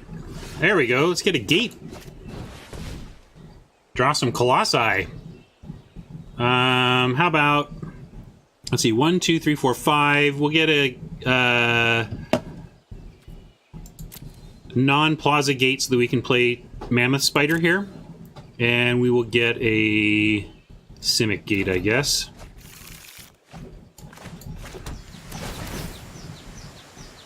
Yes, yes. Take and take.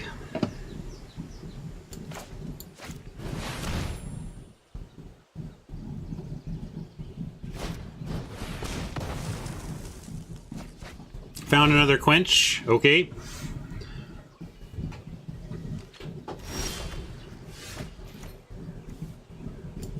The Unquenchable Colossus.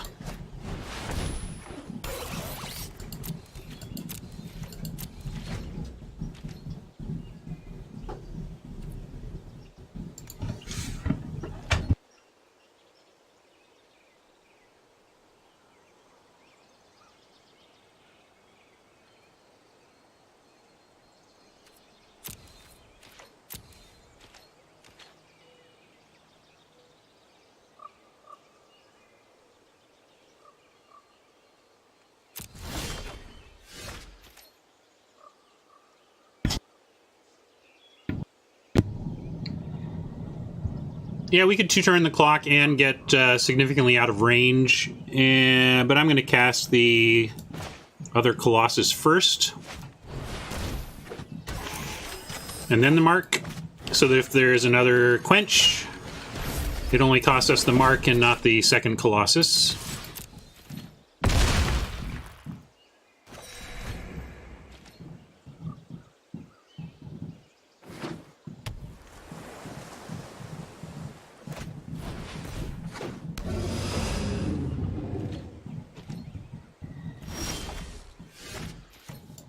We'll do this and move to game 2, we hope.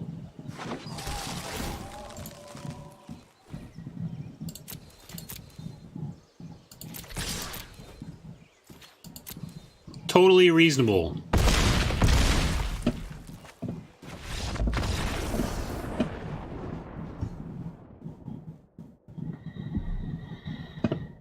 What do we see there? Yeah, and we don't really have much in the way of sideboarding. Do we see anything? What were they? They were kind of gatey as well.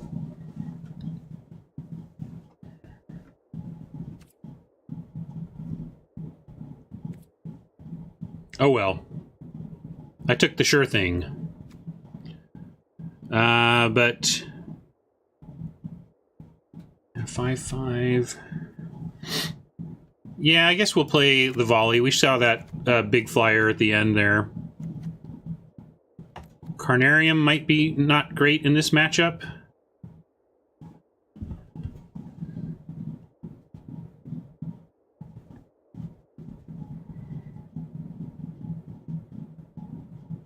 So that could be a cut. Where did they show the dies to this? They mostly were showing pretty... yeah, I'm going to cut the Cry here. Didn't see the early game that I want that for. Do it this way.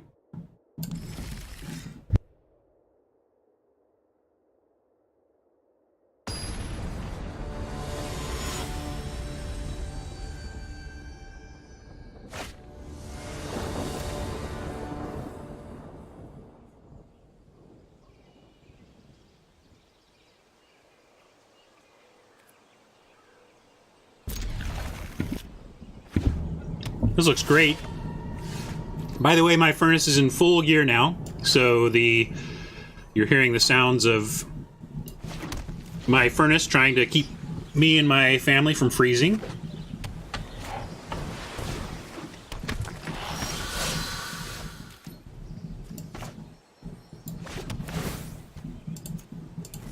Plaza now is nice. This allows us to start casting Open the Gates without playing the forest.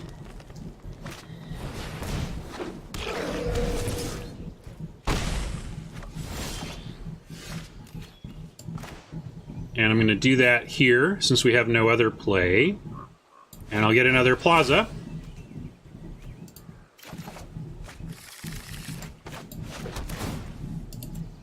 Do that.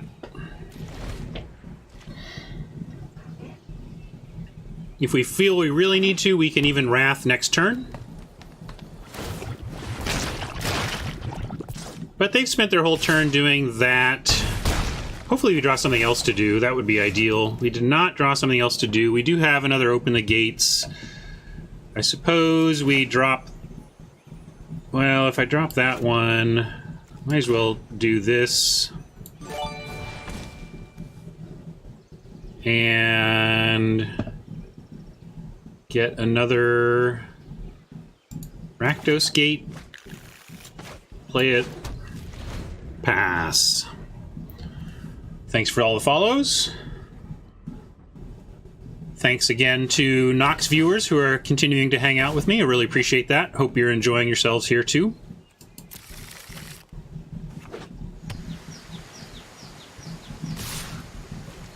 Come on, one more thing to the board. We're just gonna play the Colossus. Heck, we can play the Colossus and Incubation. Let's start on Incubation. See what that produces. They are also showing counter mana. So maybe we just hold off on that. Let me get the Chillbringer.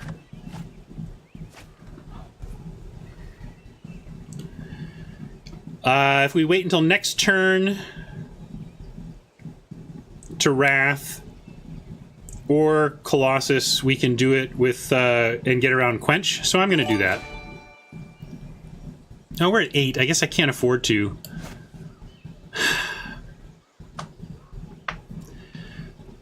I can't really afford to, but I think what I'm going to do then is risk the Colossus. If that gets countered, we get it back right away.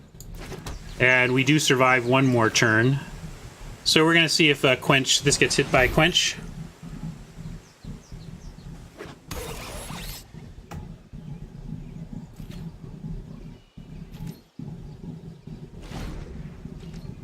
Yeah, we're up against it. Our backs are against the wall, but we might even be able to go Colossus into Chillbringer here.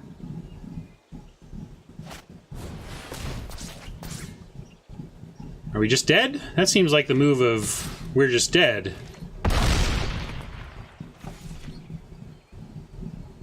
Three to the face here.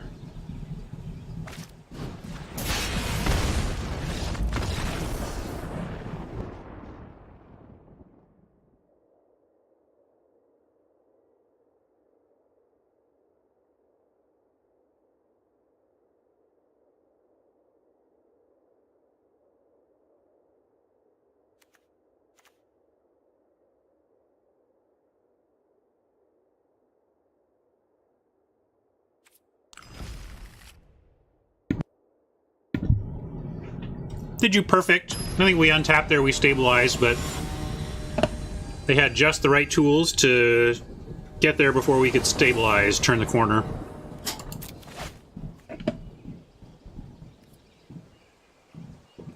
We need one more white or black source to be able to Wrath, but it also, again, feels good to have that, so we'll build towards that. At least we get to do it from the play this time instead of the draw.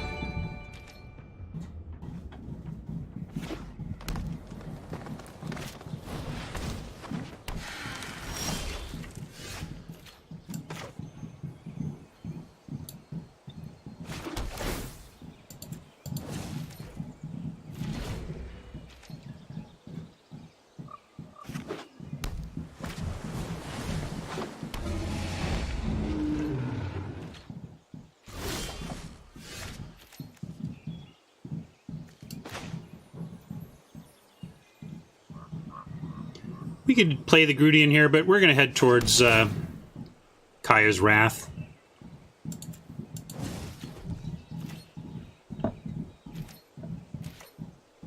We're not under any real pressure with this. My main concern at this point is making sure Kaya's Wrath makes it through any counter magic, such that, like, if we draw, like, kind of want to just do it now, even. Maybe we're just supposed to do it now. Hurt me last time to wait.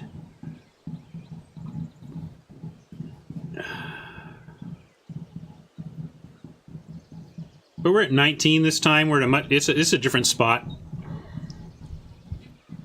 And I think they're going to Aeromunculus if they don't add to the board. Yeah, it'll resolve. But this is barely a card. It's just like a 2-for-1. Man, you guys. So timid. So timid. I'll do it now only because we have Gate Colossus as a nice follow-up on 5.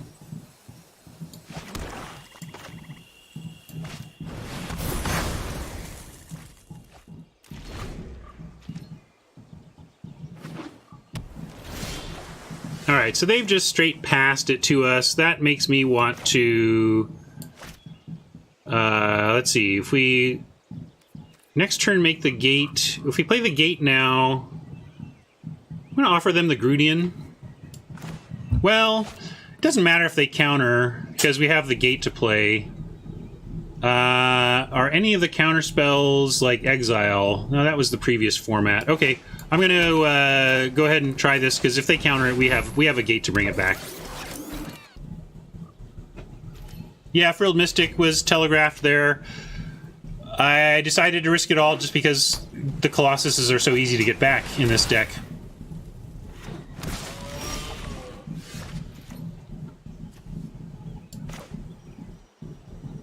I was going to play the gate, but playing an untapped land allows for Grudian plus Demise, or even Officer plus Grudian. Let's do Officer plus Grudian.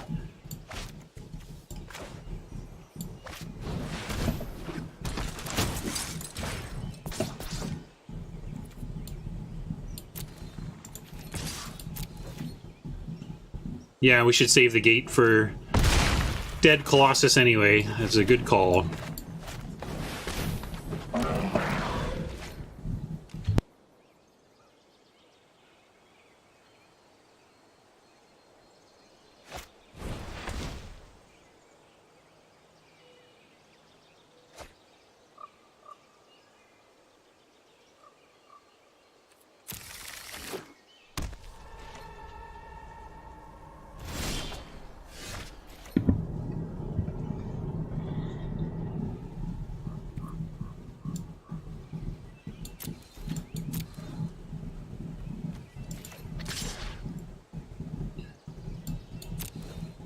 Oppo has shown +3/+3, so it's possible we 2-for-1 them here. But again, we have the gate, so no big deal.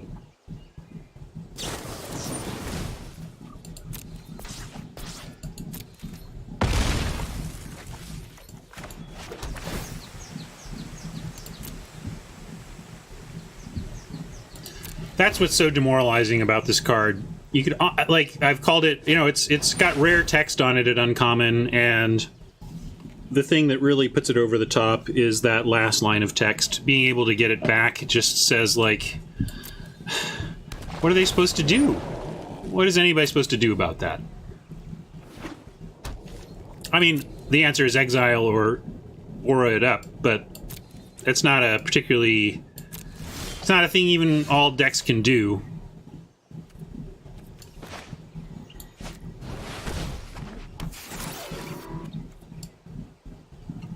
Could get in for 2 here, actually.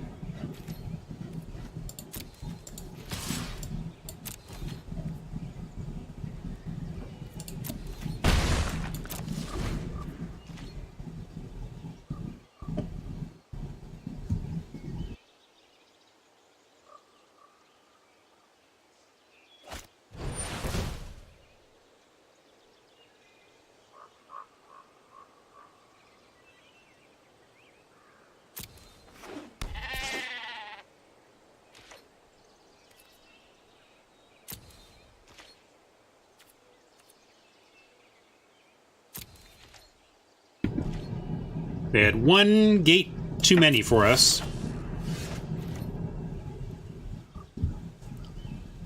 Now do we... I guess we don't attack with the Colossus, but we can attack with the Grudian.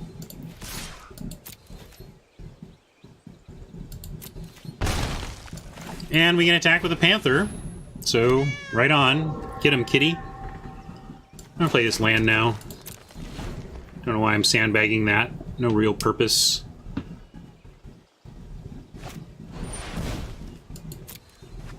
Rhythm being a terrible top deck. But it'll still make the next creature's Oppo cast better, so... not worthless top deck. Alright, now... this would be only a 6/6 for us, so... we're going to offer the Gate Colossus, though.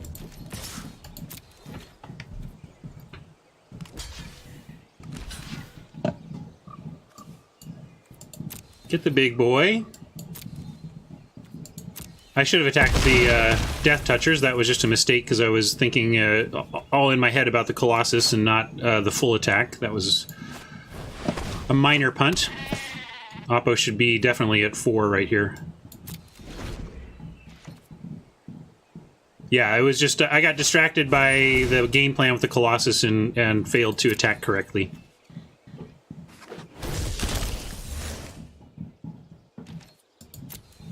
Something to demise, at least.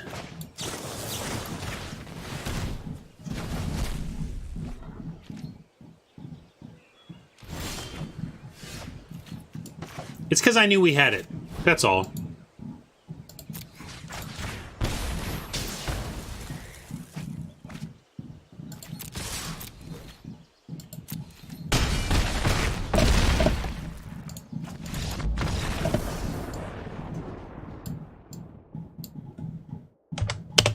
Free punt gets the win anyway. And we jump right back in.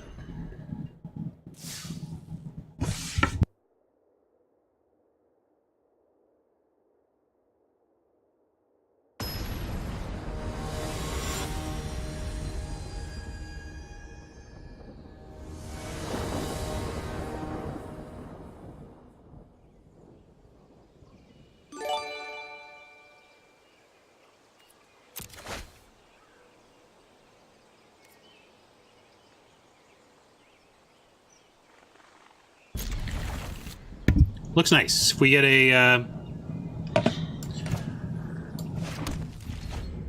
what is it, courtyard or palace or whatever, I always forget the name of the 5-color gate.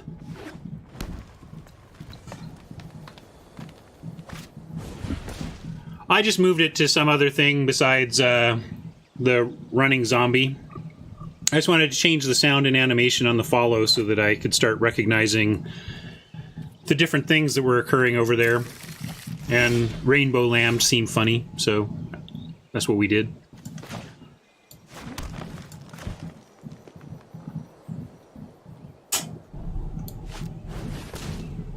Definitely gonna get a plaza. I knew it was P. Plaza.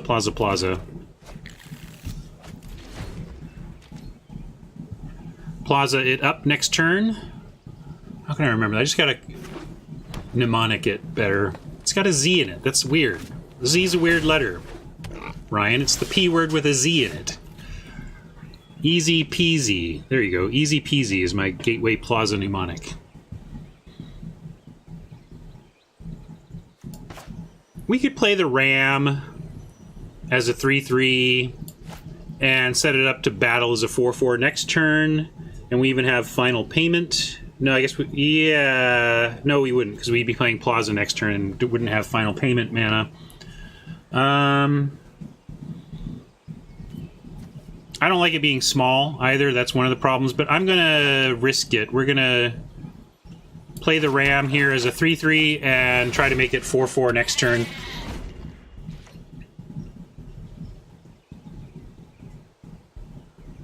Hang in there, Ram. You'll get bigger. Just don't die, man. Just don't die. Alright.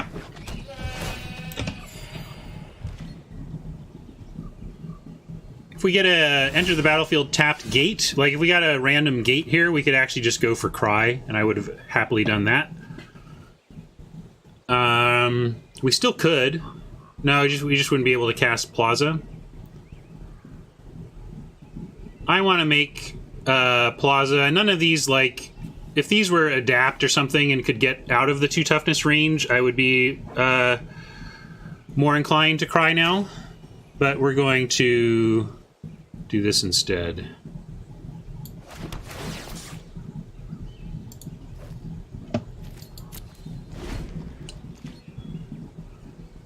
Yeah, Hanthor, I'm not sure why you're so eager to Cry here. We have lots of we have stuff to do. We can get them.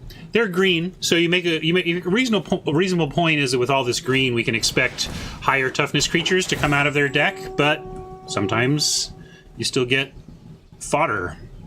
Now, let's see what they get with this. If this dies to Carnarium, we're going to wait. If it doesn't die to Carnarium, whatever they find here, we'll fire that off next turn. Daggercaster does not die. So...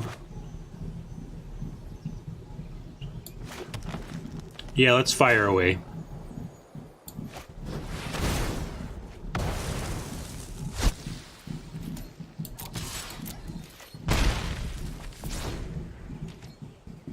That's a pretty big blow.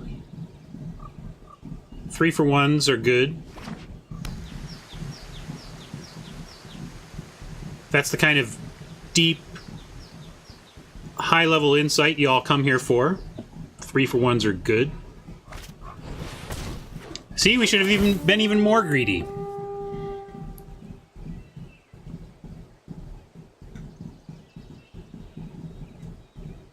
No, I like the play there. No reasonable reason to expect more 1 and 2 toughness out of a base green deck.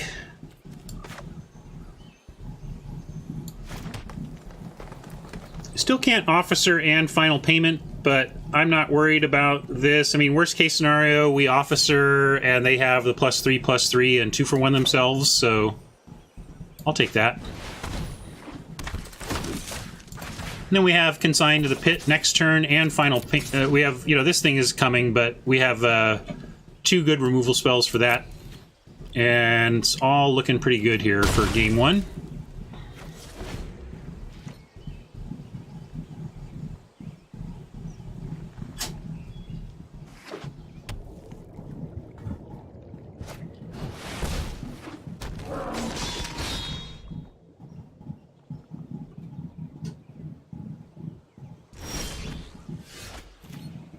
Plaza. We cannot Plaza and Consign, but we can Plaza and Final Payment, so we'll just do that.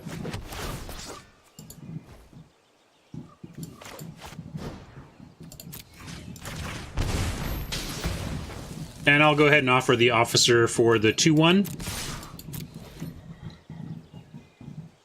1-for-1s are fine for us, as we have an ever-growing Ram that it's going to be harder and harder to block successfully.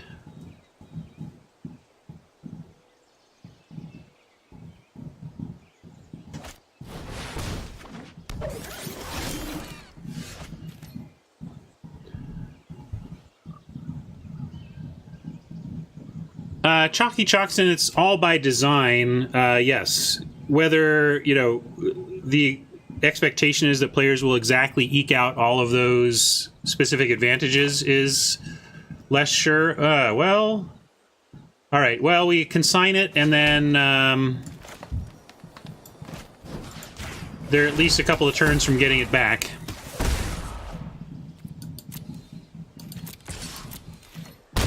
Totally unfair that Oppo has a Colossus.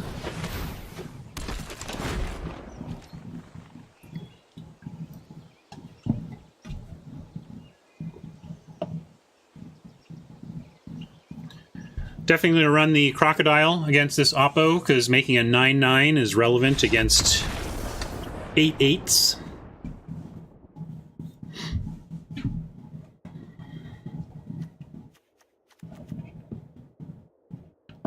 Noisy furnace is noisy, but I'm so much warmer right now.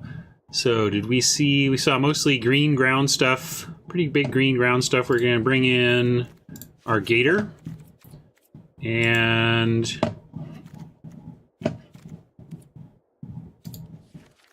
this might not be the worst.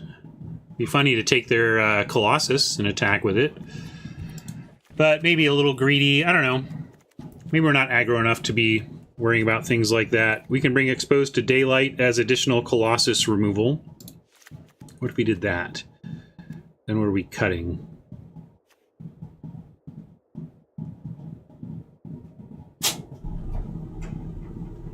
I like Junk Troller. Maybe cut the Officer as just an underwhelming dude. One more cut.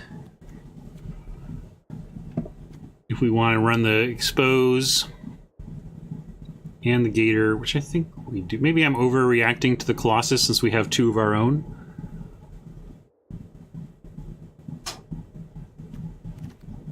I'm going to call it Colossus overreaction and just do it this way. I don't think we saw any other stuff we're worried about. Oh, snow has really just started to come down, so we've hit the early end of that spectrum.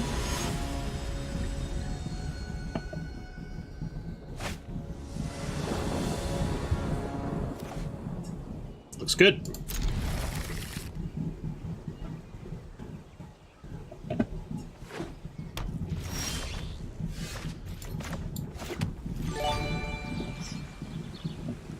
Thanks for the follows.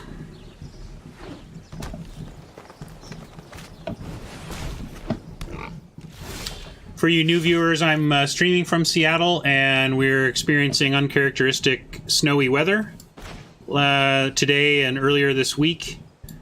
And today's is supposed to be particularly bad, and we're supposed to get another dump on Sunday, so Seattle is going into hibernation for about 5 days, I would say. Seattle does not handle the smallest amount of snow very well for really actually good reasons, but my kids are at school right now. I'm wondering, I got my phone nearby, or do I? Oh, did I leave my phone upstairs? I may need to go get my phone because I need to be available to my children.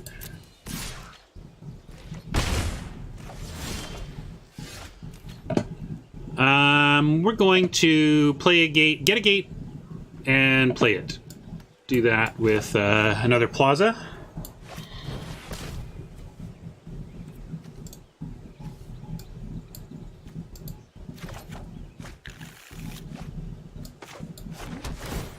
The cold temperatures in the American Midwest last week were bonkers. Never seen anything like that. But yes, I'm looking forward to it. We've got the supplies. We have everything we need to bunker up for 5 days. Probably just going to play a lot of Gloomhaven, do a lot of streaming, and enjoy the Winter Wonderland that we have incoming.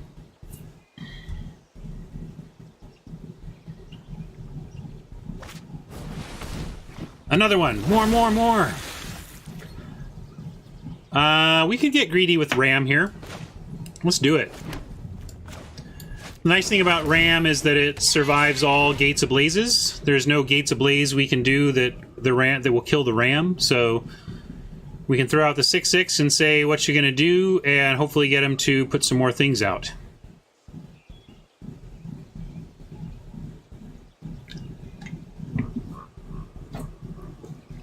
Yeah, Hatred, everybody thinks that's so funny, but did you ever try and drive up Queen Anne Hill in an inch of snow?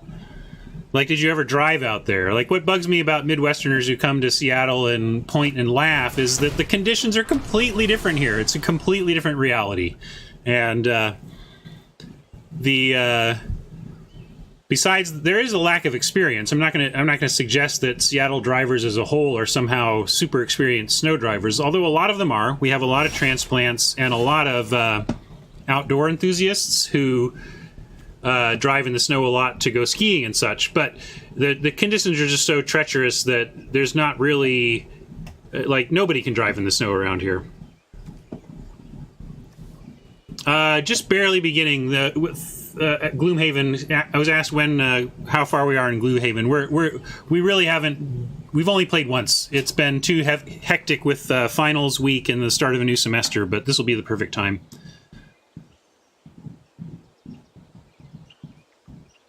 You drove up and down like hills and stuff, like Midwesterners who have lived in flat snowland their entire lives and have not experienced trying to drive in normal tires in Seattle hills in snow. Don't know what they're talking about is my main point. We could get super greedy and like, but we're not. We're just gonna Gates Ablaze here, quite happily.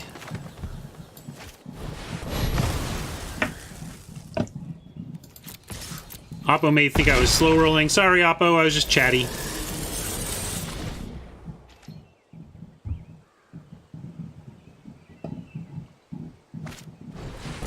But see, here's the thing, Hatred. Knowing how to drive in the snow does not change the physics of a completely untreated, icy 40-degree incline, right? Like, that's just physics. It's not about... Yeah, we're just... And the infrastructure is not set up for snow, nor should it be. How much should we spend when it snows here once every couple of years? It's like, how much do you really spend? Nothing to play here. Also, one of the unique things about the Pacific Northwest, Portland and Seattle in particular, as far as the big cities go, are that it's unusual to live in locations for where snow is a question mark during the winter, right? Most places either know 100% for sure they're getting snow or know 100% for sure they are not getting snow. And we live in this region that might get snow, and it's kind of weird. I'm going to go ahead and take out the one thing they're showing here. And throw down a spider. And we have Chillbringer ready for the Victoire.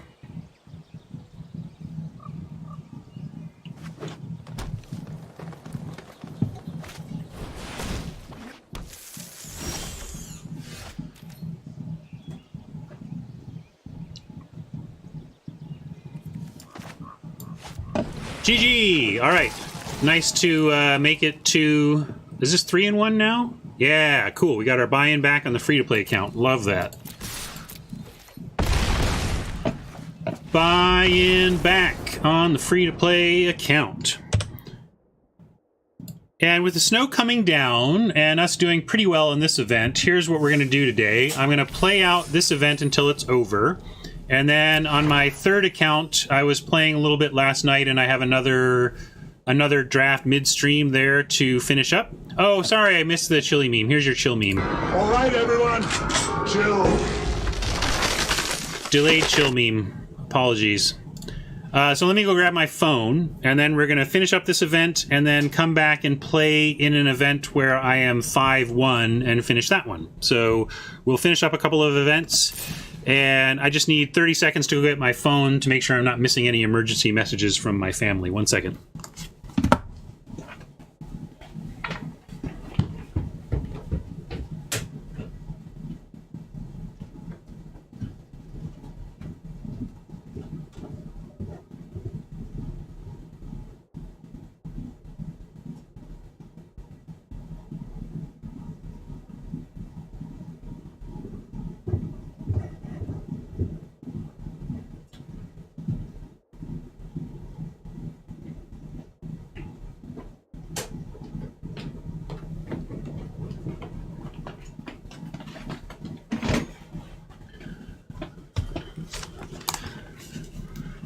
Sounds of the furnace, just for you. All right. Profit, question mark? Profit? Maybe.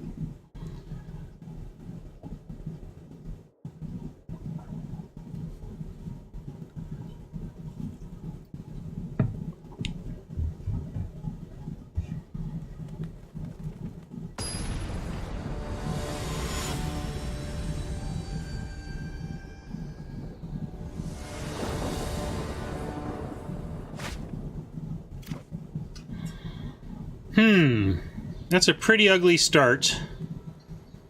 We got three nice payoffs, but really monochromatic, non-gatey lands. If you could show me that there was a red gate on top, this is probably keepable. But I'm going to have to mulligan this. It doesn't do enough for us right away. Hard to throw a land back, but that is really not the land we need. How bold am I? I'm this bold. Thank you, Muffin Dragon.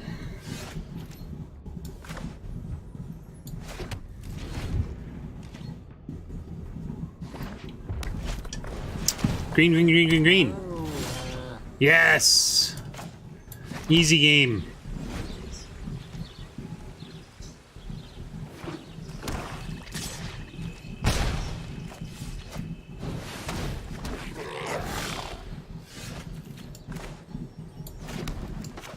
Have I got a card for the Goblin Gathering deck?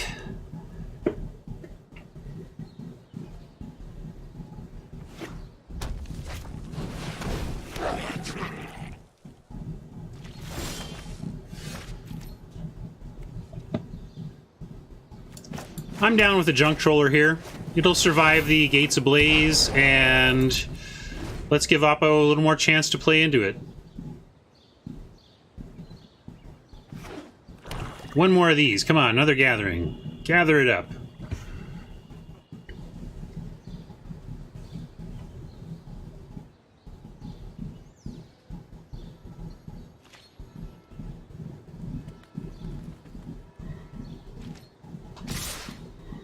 This is a little nerve-wracking because threatening to eat one of these is all well and good, but a simple common 3 damage spell then takes out our RAM. I'm going to go ahead and block here and then just take 5 and not risk the RAM and see what they follow up with. Feels like they're going to follow up with another Goblin Gathering, because that would be why they would be willing to attack and just, you know, let the RAM have its way back the other way.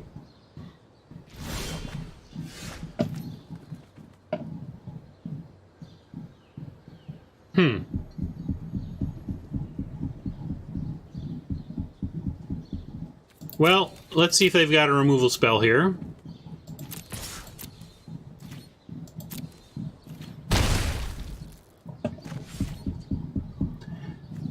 Don't trust 5 mana, 3 cards, and no play.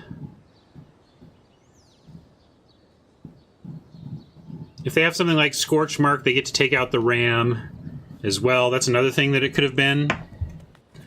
Makes me not want to blaze yet. We could play this. I'm going to play this because we are in control here of when this blaze goes off and for how much. And 3 mana survives it right now, so it's another creature we can play that survives the blaze. And I am willing to throw in front of 1/1s or whatever.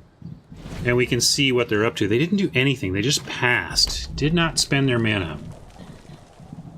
Yeah, I think a Burn Bright, we would have seen it there. Hey, Law Monarch, how goes? Good time zone to you.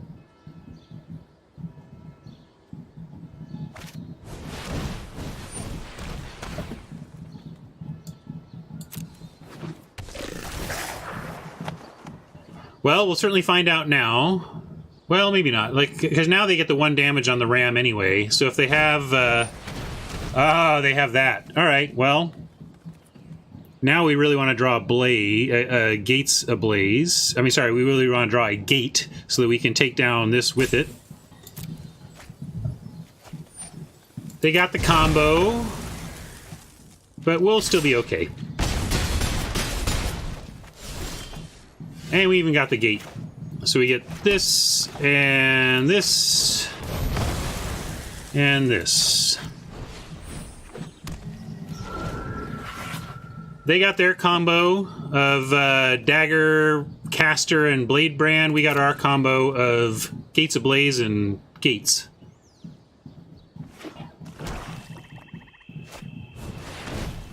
Yikes. Now just dead?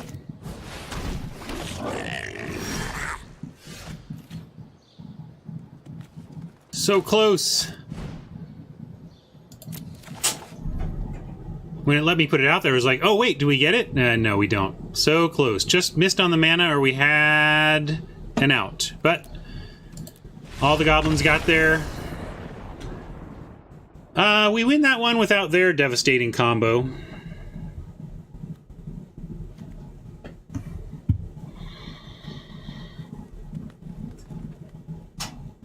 So, need things to block 1/1s earlier. So we're going to bring in a weird Feral Maca, but it's better than, like, we're not going to consign the pit very effectively in this game, I don't think. We could anticipate that they might have that enchantment, but we don't have to bring that in without having seen it. We could Thought Collapse to try and counter the combo, but probably better to just try and have instant speed removal for the combo if we can. Volley doesn't seem applicable here. We could try Drill Bit to take out the combo piece, but I think that's a little cutesy. We should just try and get it done.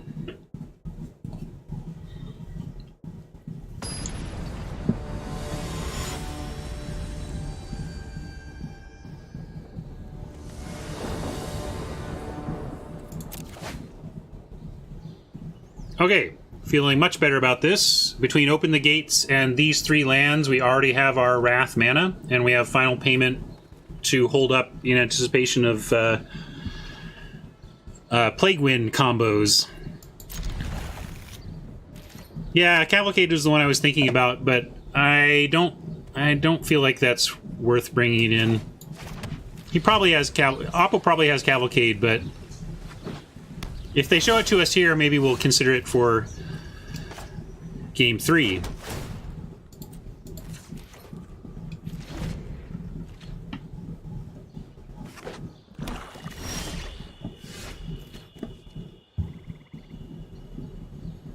Let's open the gates for another Plaza.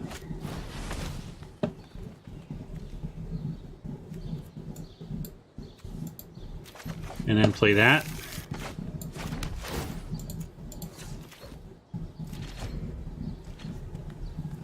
Couple of goblins expected here.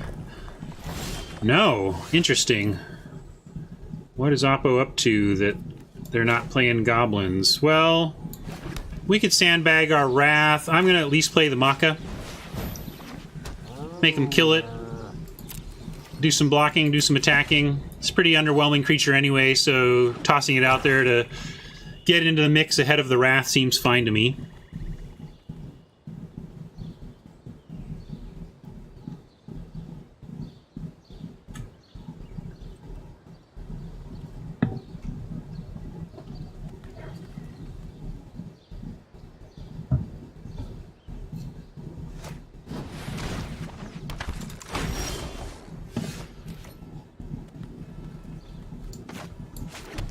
Well, we need some of our action, but we're not under any threat.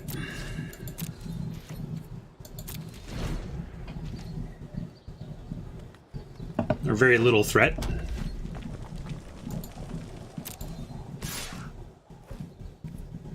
Maybe I should tell a Mark Rosewater story. I haven't told a Mark Rosewater story in a while.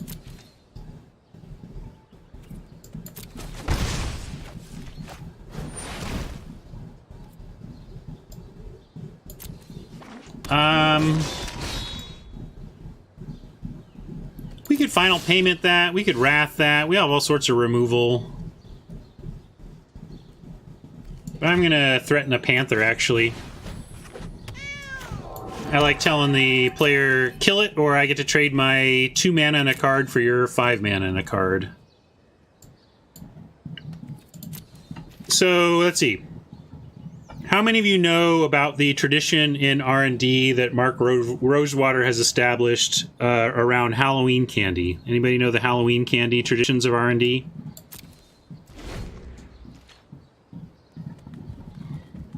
I don't know if Mark has talked publicly about the Halloween. He's talked about publicly about everything that's trivial, so I'm sure he's talked about this at some place or another. So Mark Rosewater and his family get a ton of Halloween candy every year, like a bizarre. They get candy for every candy-giving holiday, and a lot of it. Great. That's exactly what I want. Like, use those resources. But we'll go ahead even and do this.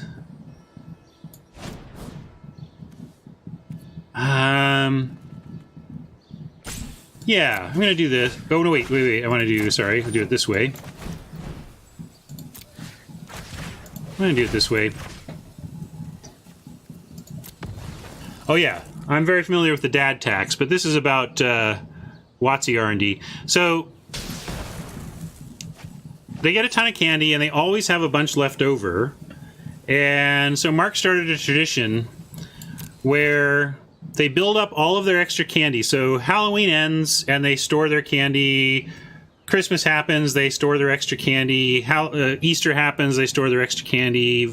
All these holidays come and go, and the Rosewaters store their extra candy, of which they always have a lot. And then, about the month before Halloween, so like end of September, Mark Rosewater brings all the extra candy they've built up over the past year and puts it out basically a bowl at a time, a bowl a day. It's a lot of candy. It's amazing how much candy gets.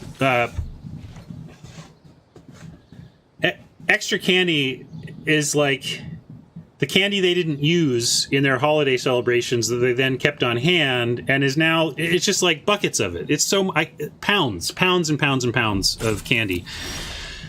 But here's the thing, it's always mostly stale. Like, it's last Halloween's candy. It's September. You are in September eating the candy that Mark Rosewater bought for last year's Halloween. And here's a funny thing about Mark. Mark is very passionate about two things that are the total opposite sides of the coin. And I think it's very interesting. So as a game designer, Mark Rosewater is a big proponent of iteration. Iteration is key to all game design. You try something out, and then you see what works or doesn't work about it, and you make adjustments to your design to try to improve the experience, right? Pretty straightforward. That's the idea of iteration. Iteration is the most important design tool of trying and rebuilding. And so he's a very passionate about that, and talks about iteration and the design process all the time.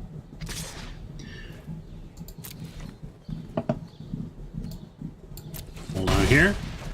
But the other side of that coin is tradition, about establishing things that you do and just never change. And why do you not change it? Because it's tradition. Because tradition connects us to our past. It makes us feel more relevant in the present. All sorts of reasons that tradition has value.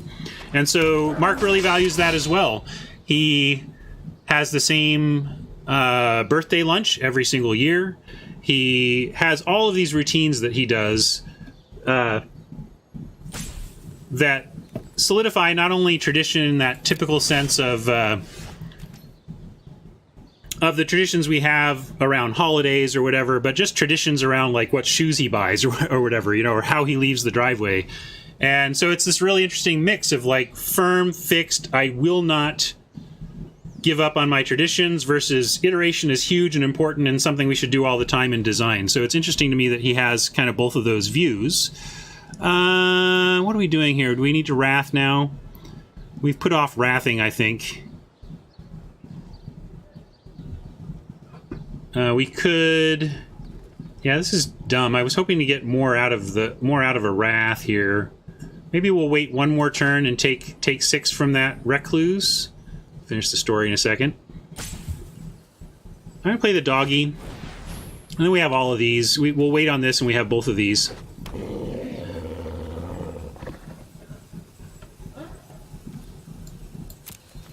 Need one more white source. We have, for this, we have all of this. Or did I just play that? Maybe I just played that. And so anyway, the Halloween thing is funny because I think Mark should be iterating on the Halloween candy plan. And he views it as a tradition thing that that this is the tradition and this is how it works. Because previously, it started because he was going to throw that candy out, and he mentioned it one time in the pit that they get all this stale candy, and that their annual tradition is to throw out the candy and then get fresh candy. And R&D was like, "Don't throw it out, bring it in here, we'll eat it." And so now it's like this challenge. You go in. Well, we know what we're getting rid of, unfortunately. These two.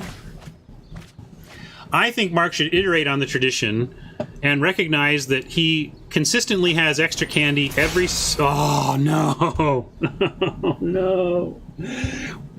Greed punished. Greed punished. Now we're going to lose the game, too. Sucky.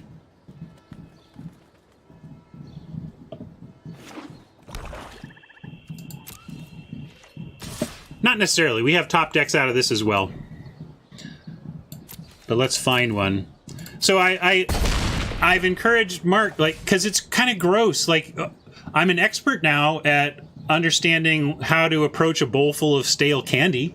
Like, everybody in R&D is an expert at pawing through stale candy, finding the best stuff. So here's your hints on stale candy bowls. Avoid the chocolate. Not only is the chocolate old and weak, but the chocolate also takes on all the flavors of all the sugar candy, like the fruit candy. All the fruit candy, all the chocolate starts to take on the flavor of the fruit candy, so you don't want that stuff. And you really want to take things like Smarties and hard candies and things that you can imagine a year later are not going to be too much worse for wear.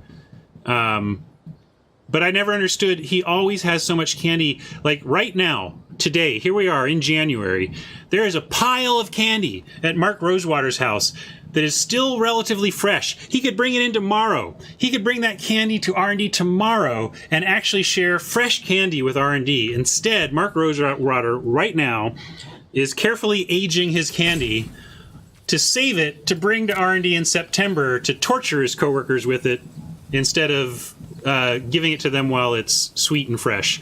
I've had this debate with him. I had this debate with him every year while I was in R&D. He could still bring it in tomorrow. There'd probably be somebody in R&D. Actually, not with the snow coming. But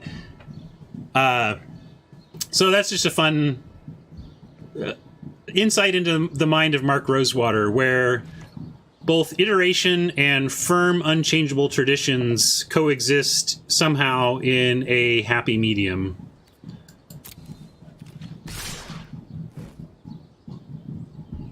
Yeah, sorry. Story time, it happens.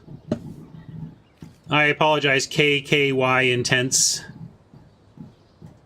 Not trying to be rude, it's just working out that way. Let's see, we go...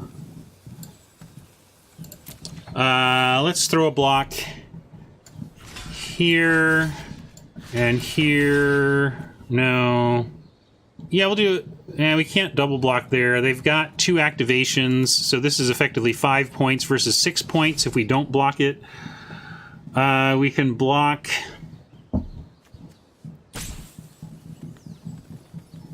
And yeah, I guess we're going to try and take this out.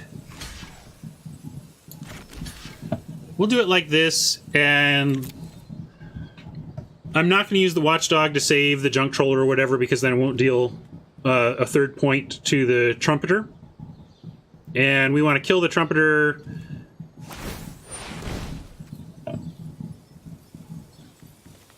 Oh, that's got Summoning Sickness anyway.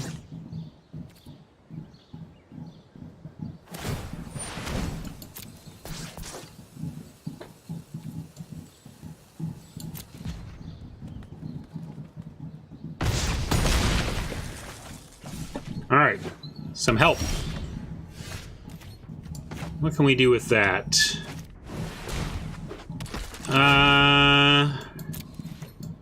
We take 6, and then we can untap, and with an untapped land, double pump.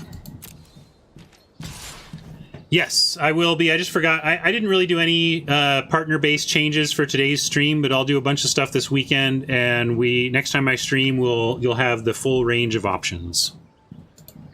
Hope we're not dead. We might just take 3 to the face here and die. But our best hope is to find something. We need... even Gates Ablaze wouldn't do it, so we're pretty toast here. Too bad. This was a great gate deck. We just came up a little short this game. Yeah, you can switch to the lower resolutions now. Well, we did have the double activation to take out the Recluse, but the Scavenger's going to get us, and we're dead on board. So I will not waste any more of Oppo's time, since I did it enough with Rosewater story time.